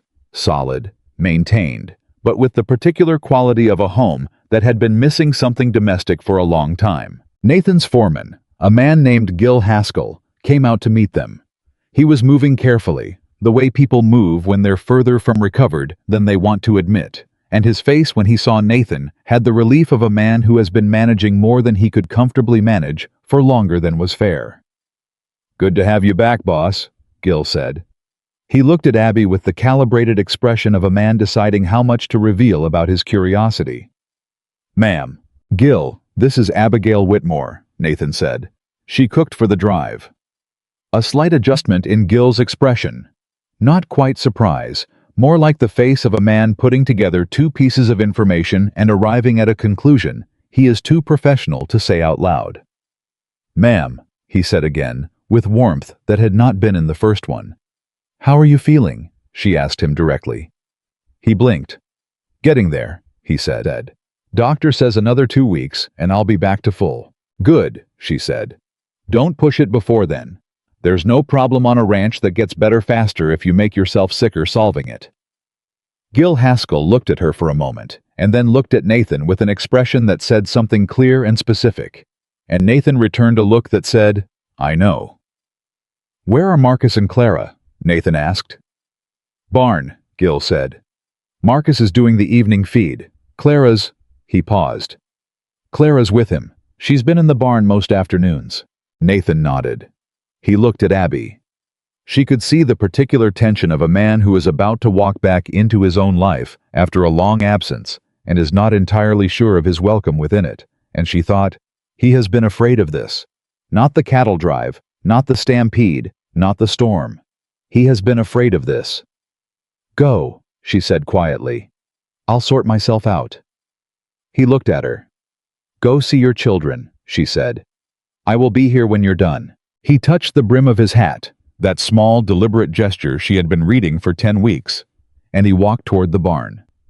Abby stood beside the wagon and looked at the ranch and breathed in the evening air and thought, well, here you are.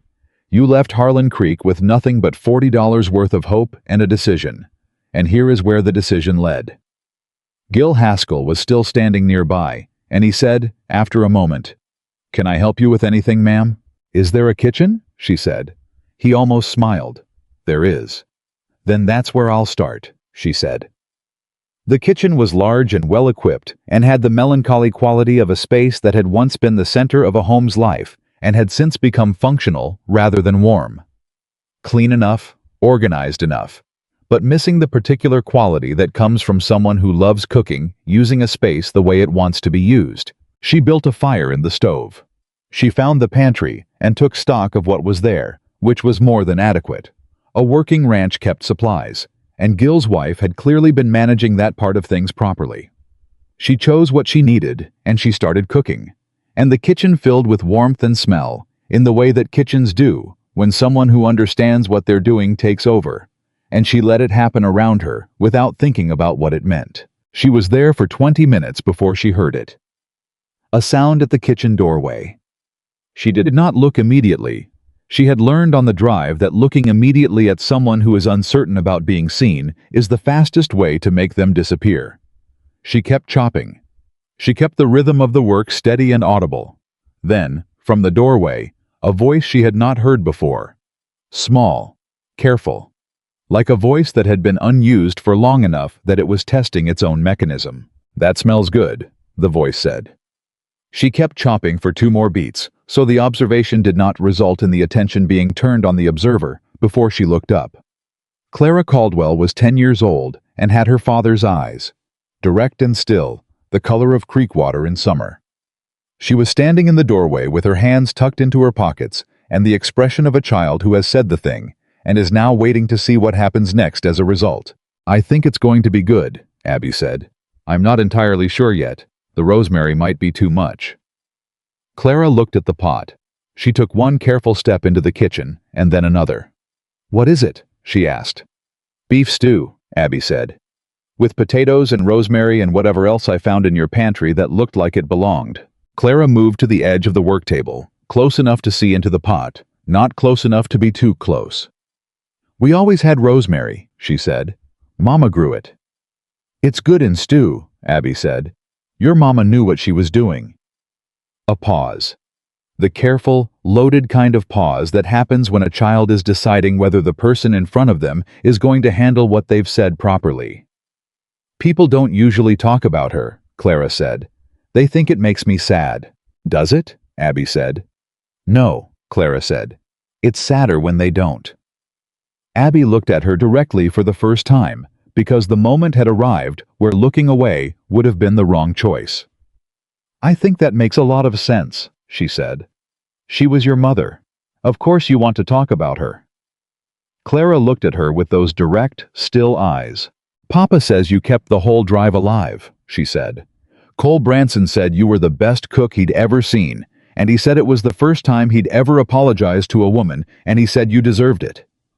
Abby blinked. "Cole Branson said that?" "He wrote Papa a letter," Clara said. "I heard Papa reading it out loud to Gil." She tilted her head. "Did he really try to be mean to you?" "At the start," Abby said. "He came around." "How?" "People usually do," Abby said, "when you stop giving them an alternative." Clara thought about that. Something shifted in her face. Not quite a smile, but the precursor to one, the structural change in expression that happens before a smile arrives. "Are you going to stay?" she said. The directness of it, delivered with the same lack of artifice her father used, caught Abby somewhere between the throat and the chest. "I'd like to," she said, "if that's all right with you." Clara looked at her for a long moment. "Marcus won't say so," she said, "because he doesn't say things. But he's been doing everything since Gil got sick, and he's very tired, and he needs somebody to tell him he doesn't have to do everything himself." She said this with the diagnostic precision of a 10-year-old who has been watching the people around her very carefully for a very long time. "He'll be difficult at first. He does that when he doesn't know how to be something else." "That's all right," Abby said. "I can handle difficult." "I know," Clara said. "Papa said." They looked at each other across the kitchen, the woman who had learned to stay quiet when the world said she was too much, and the girl who had learned to stay quiet when the grief became too large. And between them, something settled into place that was not fixed yet, and was not finished yet, but was undeniably real. "Can I help?" Clara said. "With the stew." "I was hoping you'd ask," Abby said. Clara crossed the kitchen and stood beside her at the work table, and Abby handed her the potatoes and showed her what size. And Clara worked with the serious concentration of a child who is doing something that matters. And the kitchen was warm, and the stew was going to be very good, and the rosemary was exactly the right amount. Nathan appeared in the kitchen doorway 20 minutes later and stopped. He looked at the scene, his daughter, who had not spoken to anyone voluntarily in 3 months, standing at the work table beside Abigail Whitmore, cutting potatoes with the focused expression of someone engaged in important work. And his face did something complicated and unguarded that he did not try to manage. Clara looked up. "Papa," she said. "She's staying." Nathan looked at Abby. Abby looked back at him. "I told her that was what I was hoping," she said. He came into the kitchen and sat down at the table, and Clara moved over to make room without being asked. And the three of them existed in the warmth of that kitchen for a moment, in the particular quiet of people who are figuring out what they are to each other, and finding the answer less frightening than expected. Marcus arrived at dinner. He was 13 and had his father's build and his mother's coloring, and the expression of a boy who had decided, some time ago, that being needed was preferable to being taken care of, because being taken care of required trusting someone, and trusting someone required risk. And Marcus Caldwell had calculated that risk very carefully, and decided the mathematics did not work out in favor of openness. He came in, assessed the kitchen and its occupants, and sat down at the table, with the manner of someone establishing that they are present, without committing to any particular relationship with the situation. Abby put a bowl of stew in front of him. He looked at it. He looked at her. "You're the cook from the drive," he said. "I am," she said. "I'm also Abigail Whitmore. You can call me Abby if you like, or Miss Whitmore if you'd rather, or nothing at all until you've figured out what you think of me." That's fine too. He looked at her with the measuring expression of a 13-year-old who is not accustomed to adults offering him options. The accounts are a mess, he said. Gil's been sick and I've been trying to keep up with them, but I'm not sure I've done it right. After dinner, she said.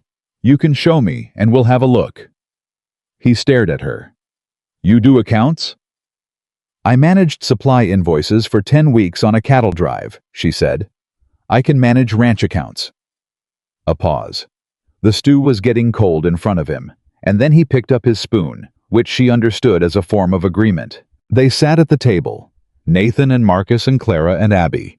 And Clara talked more than she had in 3 months, which Nathan registered with an expression he was working hard to keep level, and Marcus ate 2 bowls of stew and did not say much but also did not leave, which she thought was its own kind of conversation.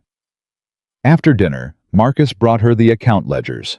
They sat at the kitchen table with the books spread out between them, and she went through the entries with the same methodical attention she had brought to every supply manifest on the drive, and Marcus watched her with the intensity of someone who has been carrying a weight and is cautiously considering whether to hand part of it to someone else. You made an error here, she said, not unkindly, pointing to an entry in the 3rd week of September. The figures from the feed merchant don't reconcile with what's been recorded, but it's a small one and easy to fix. Marcus looked at the entry. His jaw tightened, the reflex of a boy who does not like being wrong. Then it released, because he had apparently decided to override the reflex. I thought something was off, he said. I couldn't find it. Fresh eyes help, she said. You did well with these, for someone managing them alone on top of everything else. He looked at her sideways, with the expression of someone checking whether the compliment is genuine. He apparently decided it was, because something in him eased slightly. Papa's going to need someone to manage these going forward, he said, while Gil's still recovering. I can do that, she said. You can cook and do accounts? He said, with the tone of a person who is skeptical in an interested way. I can do most things if I can understand the system, she said. What I can't do, I'll tell you plainly. He looked at the ledger and then at her. That's what Papa says, he said. That knowing what you don't know is more useful than pretending. Your father is right, she said. Something shifted in Marcus's expression at that. The mention of his father's rightness in a context that was not about the drive or the cattle or the practical management of things, but about wisdom, about a quality of person. He looked down at the ledger. He likes you, Marcus said. Not as a question. I think so, she said. I like him too. A pause. Our mother has been gone 4 years, Marcus said. He's been alone. I know, she said. He didn't... Marcus stopped, started again. He didn't bring anyone home before, from any of the drives. She let that sit. I'm not trying to be anyone's mother, she said. I'm not here to replace something that can't be replaced. I'm just... here. And I'd like to stay, if it works out that way. But that's something we figure out together, all of us. Marcus looked at her for a long moment, with the assessing, careful eyes of a boy who has had to be older than his years and knows it. The stew was good, he said. Coming from Marcus Caldwell at 13, she understood exactly what that meant. Thank you, she said. It was Nathan who appeared in the kitchen doorway when Marcus had gone to bed, and Clara had been asleep for an hour, and the ranch was quiet, and the fire in the stove had burned to steady coals. He stood there with the expression she had learned to read as his most honest one. Not the trail boss, not the father managing things, just the man underneath both of those. Clara talked at dinner, he said. She did, Abby said. She hasn't talked like that in 3 months, he said. She just needed someone who wasn't trying to fix her, Abby said. He came into the kitchen and sat down at the table, in the same chair he'd occupied at dinner, and looked at the closed account ledgers with Marcus's careful, slightly anxious handwriting on the tabs. Marcus showed you the books, he said. He needed someone to check his work, she said. He's been carrying too much alone. I know, Nathan said. I've been away. You were working, she said. That's not the same thing. He looked at her. You're very good at that, he said. At what? At knowing which thing is true, he said. At saying the right one at the right moment. She was quiet for a moment. I spent a long time saying nothing, she said. When Thomas died and the town decided I was invisible. I spent a long time not saying things because I had decided it didn't matter. The drive taught me something different. What did it teach you? He said. She met his eyes. That I matter enough to take up space, she said. And to say the thing that's true.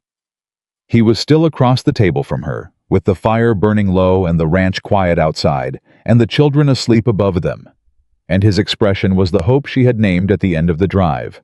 The specific hope of a man who has been alone for a long time and is finding, cautiously and with great care, that he might not have to be. I meant what I said today, he said, when the drive was done. I know you did, she said. I meant what I said back. He reached across the table and put his hand over hers, the same deliberate care as before, and she turned her hand over and held his.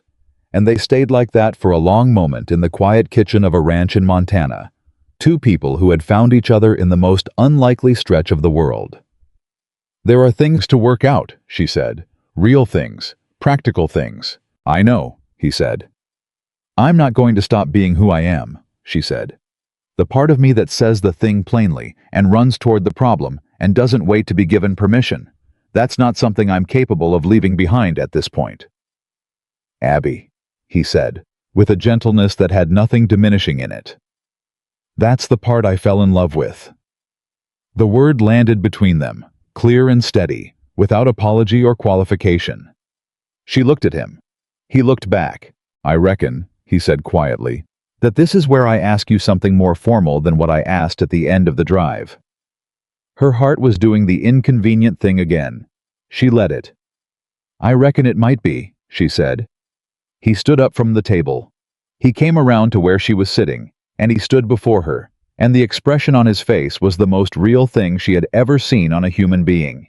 Earnest, terrified, certain, all of it at once. Abigail Whitmore, he said. I am not a man who does this gracefully. I don't have the words for it the way some men might. But I know what I know, and what I know is that the past 10 weeks have been, you have been. He stopped, tried again. I want to build something with you, real and honest and ours. I want my children to have you in their lives, and I want to be in yours, and I am asking if you will marry me, knowing all that it is and is not, and all that it will take. She stood up. She looked at him from 2 feet away, with the steadiness that had been her anchor for 10 weeks, and was her anchor now. And she said the same word she had said at the end of the drive, because it was still the true word, and it would be for a very long time. Yes, she said. He put both hands on either side of her face, and she put her hands over his. And in the quiet kitchen of a Montana ranch at the end of the longest and most unexpected road of her life, Abigail Whitmore, who had buried a husband and lost a town, and boarded a cattle drive with nothing but $40 worth of hope, and the kind of stubborn determination that does not know how to stop, allowed herself, fully and without reservation, to begin again. They married on a Saturday in November, 3 weeks after the drive ended, in the small church at the edge of the nearest town, with Gil Haskell as witness, and Jensen standing in the back with his hat in his hands, and Elliot Bunn in the second pew, looking like a boy attending something he understood was important in ways that went beyond the ceremony itself. Marcus sat in the front row with the expression of someone who had decided to be present without deciding. Yet what to feel about being present, which Abby had come to understand was simply how Marcus operated, and she had come to respect it the way she respected all honest things. Clara sat beside her brother and held his hand, which he allowed, which meant more than it looked like from the outside. The ceremony was short. Nathan was not a man who needed elaborate framing for the things he meant, and Abby was not a woman who needed performance to make something real. They said the words in front of the preacher and the small gathering, and when it was done, Nathan looked at her the way he had looked at her across the campfire for 10 weeks, directly, without apology, as though he had decided something and was at peace with the decision. She looked back the same way. That was all there was to it, and it was enough. The first months at the ranch were not easy, and she had known they would not be, and she had made her peace with that before she ever said yes. She had not come to Montana because it was simple. She had come because she had decided that hard things done honestly were better than easy things done alone, and she believed that the way she believed in dry kindling and good coffee and the importance of being the last person standing when everyone else has sat down. The practical work was immediate and relentless. Gil Haskell recovered slowly, and in the interim, the ranch ran on Nathan, Marcus, and Abby in a combination that was not pretty but was functional, each of them carrying what they could carry and being honest about the rest. She managed the kitchen, the accounts, the supply orders, and whatever else presented itself, which was a considerable list on a working cattle ranch in Montana in the early winter. She was good at it. She was good at it for the same reason she had been good at the drive. Not because the specific tasks were familiar, but because the principle behind them was, pay attention, plan ahead, do the work, and don't make the mistake of believing that being overwhelmed means you are incapable. It means you are managing more than one person should probably manage, and the solution is not to do less, but to get smarter about how you do more. Marcus watched this, and she knew he watched it, because Marcus watched everything the way Abby watched everything, which was one of the earliest things she had understood about him. He appeared at the kitchen table one evening in December with the ranch supply ledger and a question about a vendor invoice that didn't reconcile with the delivery records. He set the ledger on the table and sat down across from her and explained the discrepancy with the precise, terse efficiency of someone who has taught himself to communicate in facts because feelings are more complicated. She looked at the invoice and the delivery record and found the error, a misrecorded quantity at the vendor's end, which meant they had been overcharged, and she showed him where it was and told him what letter to write to correct it. He listened, asked 2 clarifying questions, and wrote the letter. When he was done, he sat there for a moment with the pen still in his hand, looking at what he'd written with the expression of someone deciding whether to say the next thing. "You don't treat me like a kid," he said. She looked at him. "You're not acting like one," she said. He processed that. "Papa says you think people are what they show you, not what they say they are." "That's about right," she said. "Is that why you knew Cole Branson would come around?" he asked. "Papa told me about him." "Partly," she said. "And partly because I've met a lot of Cole Bransons. People who are unkind because they've decided ahead of time that someone isn't worth the effort of being decent to. When you make them recalculate that decision, they usually adjust. Not all of them, but most." Marcus looked at her with the measuring expression she had come to find one of the most interesting things about him. The quality of attention he brought to ideas, the way he held them up and turned them around before deciding what he thought. "My mother was like that," he said. "Papa says she could always tell what was underneath what people were showing." "She sounds like she was remarkable," Abby said. "She was," he said, simply and without grief, the way he said things when he had processed them into facts. Then, after a pause, "I don't think you're trying to be her." "I'm not," Abby said. "I'm not her. I never will be, and I wouldn't try." "I know," he said. "That's—" He stopped. For Marcus, a hesitation that long was the equivalent of a significant emotional admission. "That's good," he said finally. "I think that's good." She let that land and did not make it into more than it was, because that was the right thing to do with Marcus. Receive what he offered and don't reach for the part he's still holding. "The invoice letter is well written," she said. "You're clear and specific without being rude about their error. That's harder than it sounds." He looked slightly pleased and tried not to show it, and she did not show that she saw it, and they went back to the accounts. It was in January that Clara gave her the thing she had not expected. The winter had settled over the ranch with the particular weight of Montana cold, and the days were short, and the work was interior, and the 4 of them had fallen into the rhythms of a household that was finding its shape. Imperfectly, with friction in some places and ease in others, but finding it. Clara had been talking more every week. Not constantly, not the way she apparently had before her mother died, but steadily, in the careful way of someone rebuilding a practice they have been away from. She talked to the horses. She talked to her father. She talked to Marcus in the way siblings talk, which is a language all its own.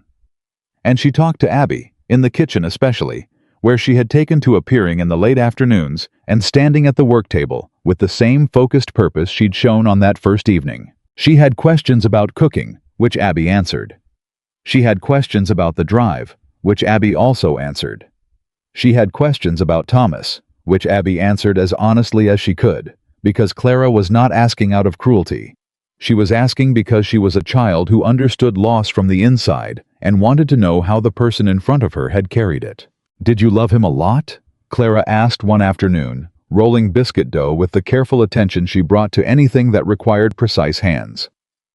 "Very much," Abby said. "Does it hurt still?" "Yes," she said. "Not the same way it did at first, but yes." Clara rolled the dough in silence for a moment. "My mama has been gone 4 years, and it still hurts," she said. "But it doesn't feel like it's going to break me anymore. It just—" She paused, searching. "It just feels like it's part of me. Like a scar." Abby looked at her.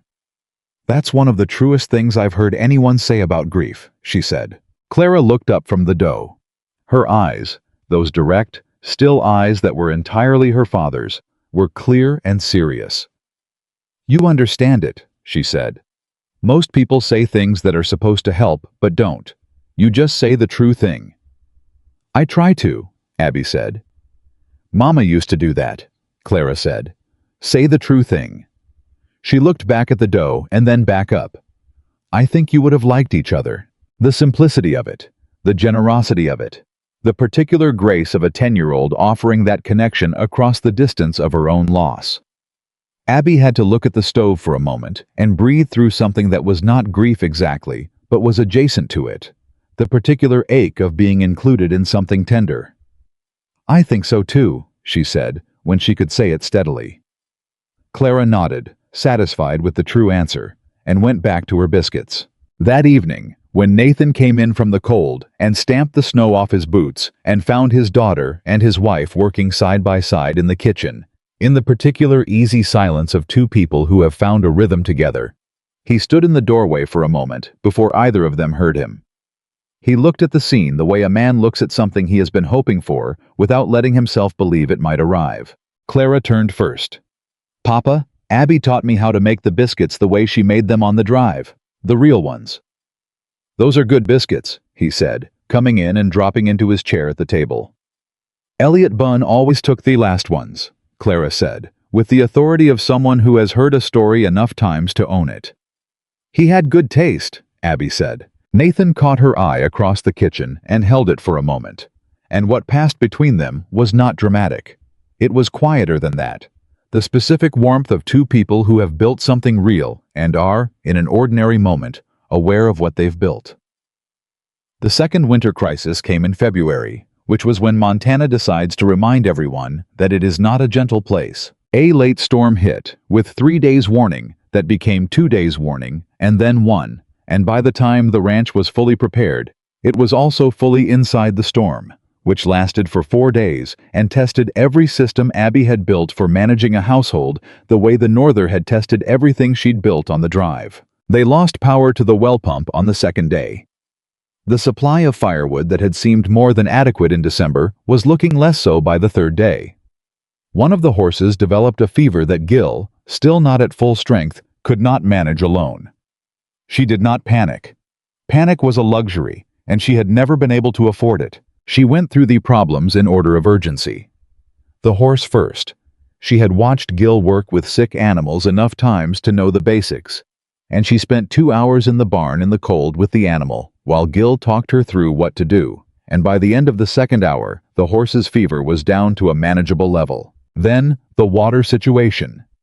She organized a collection system using every clean container in the house and the snow that was available in enormous quantities just outside the door, and she boiled it in relays on the stove, and she made Marcus responsible for keeping the schedule while she dealt with the firewood. The firewood was the real problem.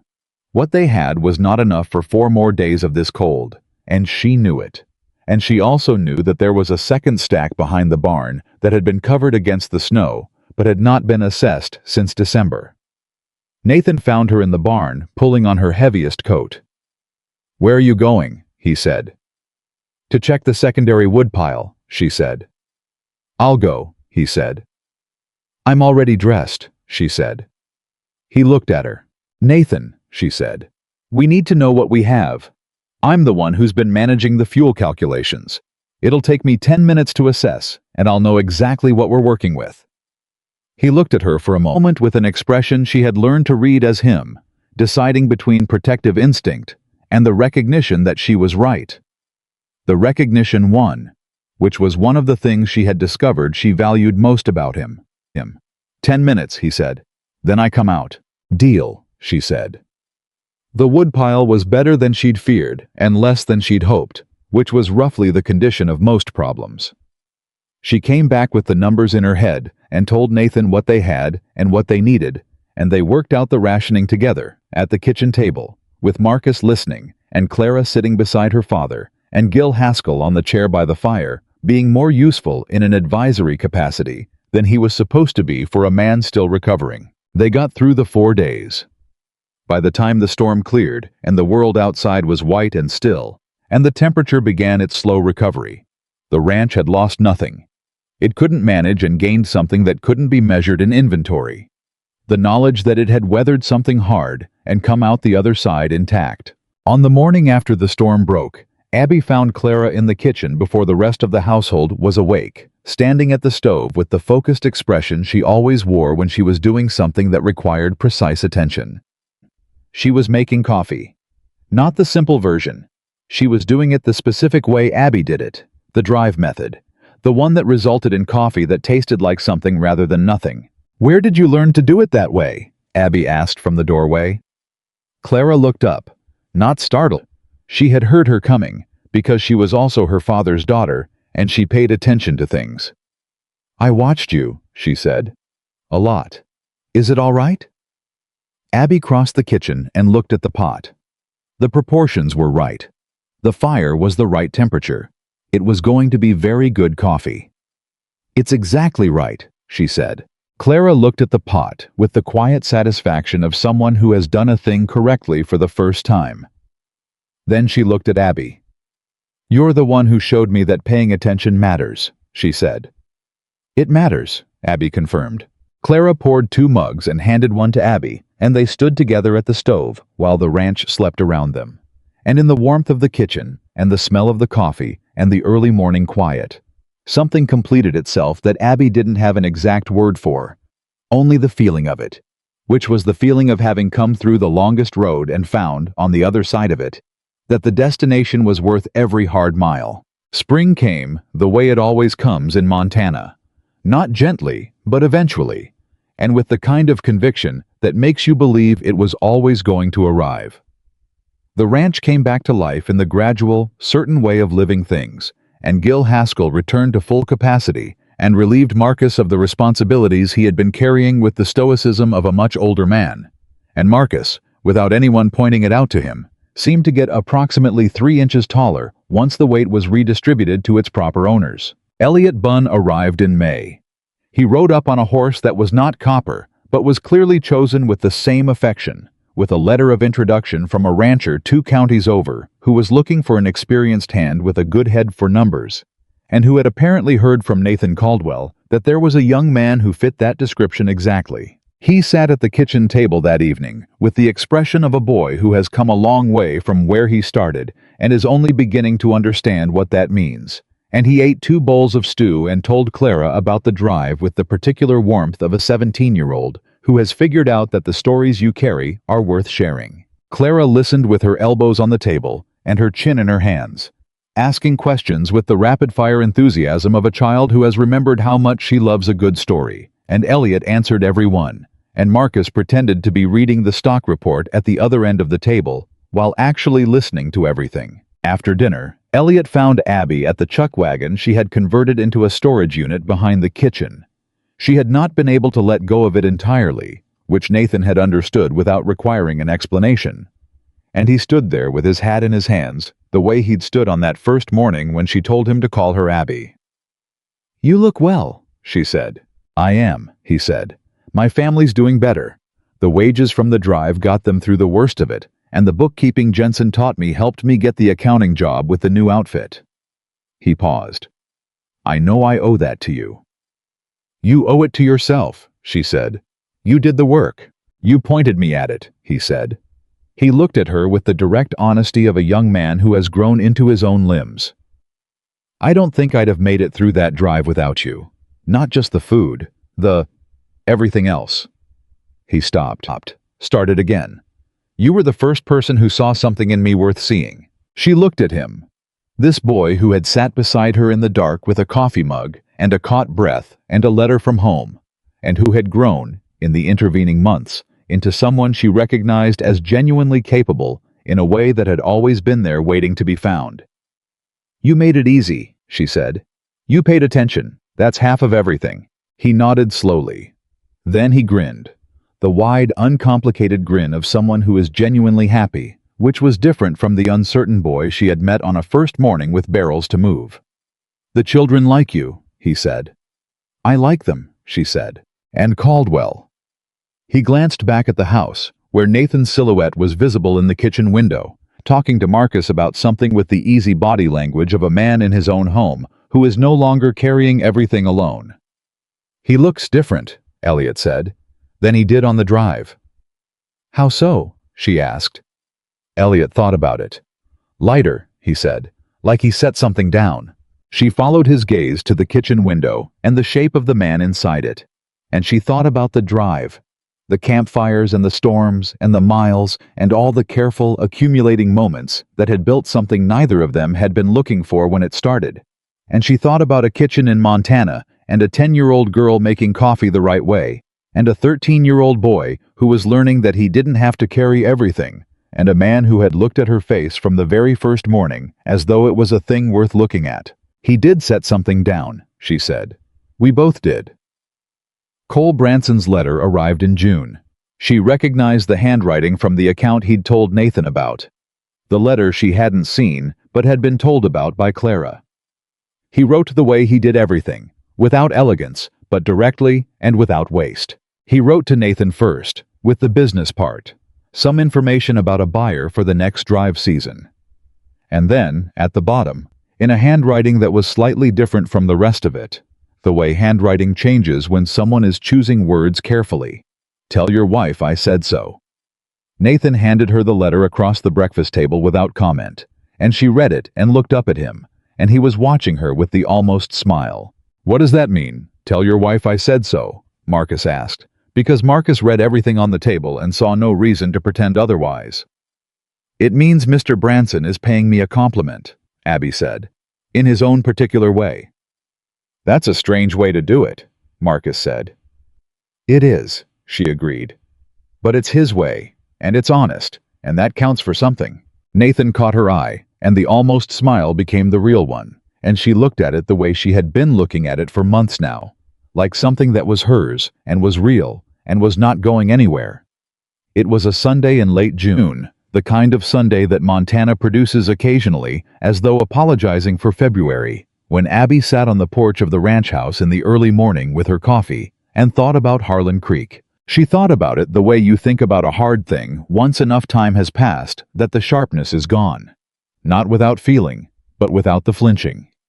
She thought about the woman who had stood on the other side of a shelf and listened to Mrs. Gallen decide she had no future, and who had walked home carrying her flour with her head level and her jaw set and her hands shaking somewhere inside her pockets where no one could see.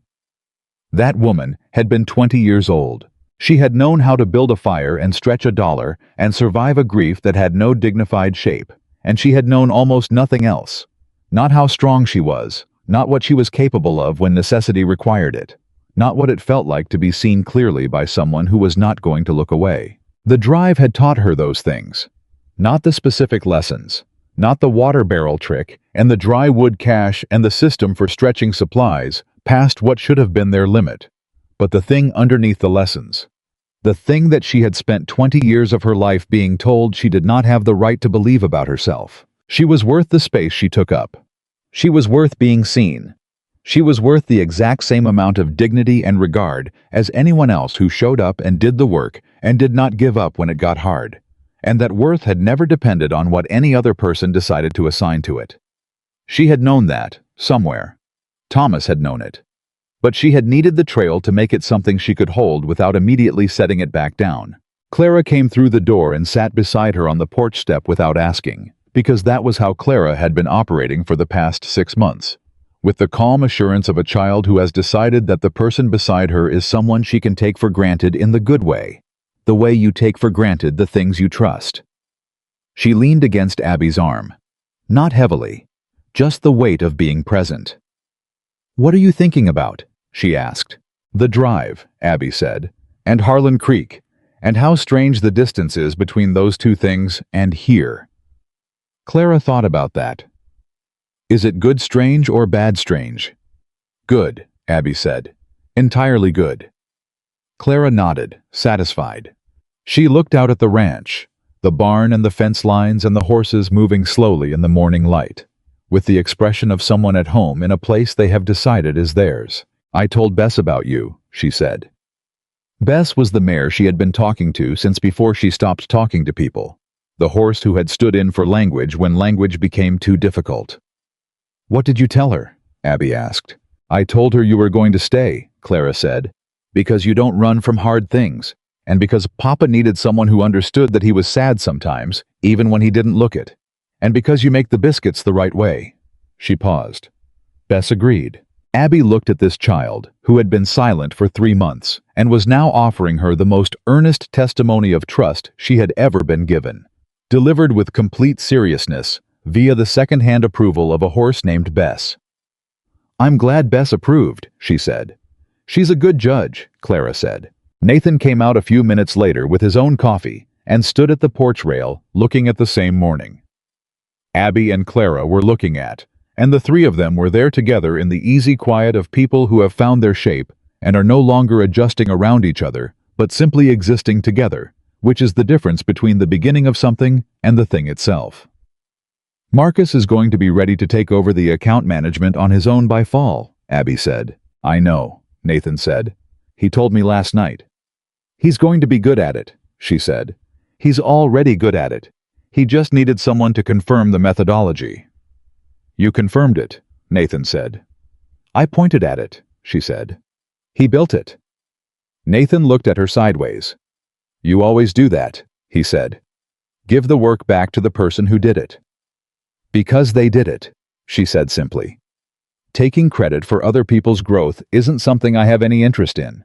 He looked at her, the way he had looked at her across a campfire for 10 weeks and across a kitchen table for 6 months, and would, she understood now, look at her for whatever stretch of years the world was going to give them, directly and without apology, and with everything he meant available in his expression for anyone with the attention to read it. "I love you," he said, just like that. The direct way he said everything that mattered. "I love you," she said back, the same way. Because she had learned, on a cattle drive through half a continent, in the company of 30 men who finally learned to say her name, that the true thing said plainly was the most powerful thing available to any human being, and she was not going to waste it by dressing it up. Clara, between them, made a sound of deep contentment and tucked her feet under herself on the step and closed her eyes against the morning sun and the ranch spread out before them, the fences and the horses and the enormous Montana sky. And Abby held her coffee and breathed the June air and felt, from somewhere so deep in her that it had no name beyond the feeling itself, that she was exactly where she was supposed to be. She thought of the woman who had walked into the Caldwell camp on a morning 10 months ago with her back straight and her jaw set and $40 worth of hope and a belief, fragile and stubborn and entirely hers, that she was worth the chance she was asking for. She had been right.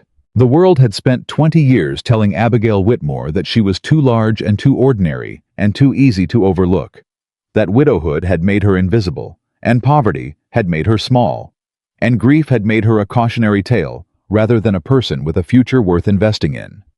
The trail had told her something else entirely, and the man standing at the porch rail of a Montana ranch, looking at his wife and his daughter in the morning light with the expression of someone who has received more than he asked for and knows it, that man was the proof. She had not gone on that drive to find love. She had gone to survive. She had gone because the arithmetic didn't work, and the town had looked away, and the only door that was open was a hard one, and she had walked through it because she did not know how to stop moving forward. But what she had found on the other side of that door was everything she had not let herself believe she deserved. A home that was hers. Children who had taught her things she had not known she needed to learn. A man who had looked at her face from the very first morning as though it was worth looking at, and had not changed his mind in 10 weeks of hard miles, or 6 months of hard winter, or any of the real, difficult, unglamorous truth of building a life together. And herself. The version of herself she had been working toward without knowing it, the woman who was not invisible, who was not too much or too little, who did not need anyone's permission to take up the space she occupied. Everyone on that cattle drive had underestimated, had not only survived every hard thing they gave her, she had become the one nobody could do without. And Abigail Whitmore, standing on a porch in Montana on a Sunday in June, with coffee in her hand, and a child leaning against her arm, and a man who loved her plainly and without reservation. She looked at all of it, and she claimed every bit of it, and she was not afraid of any of it. Because she had walked into a stampede with a fire poker. She could handle the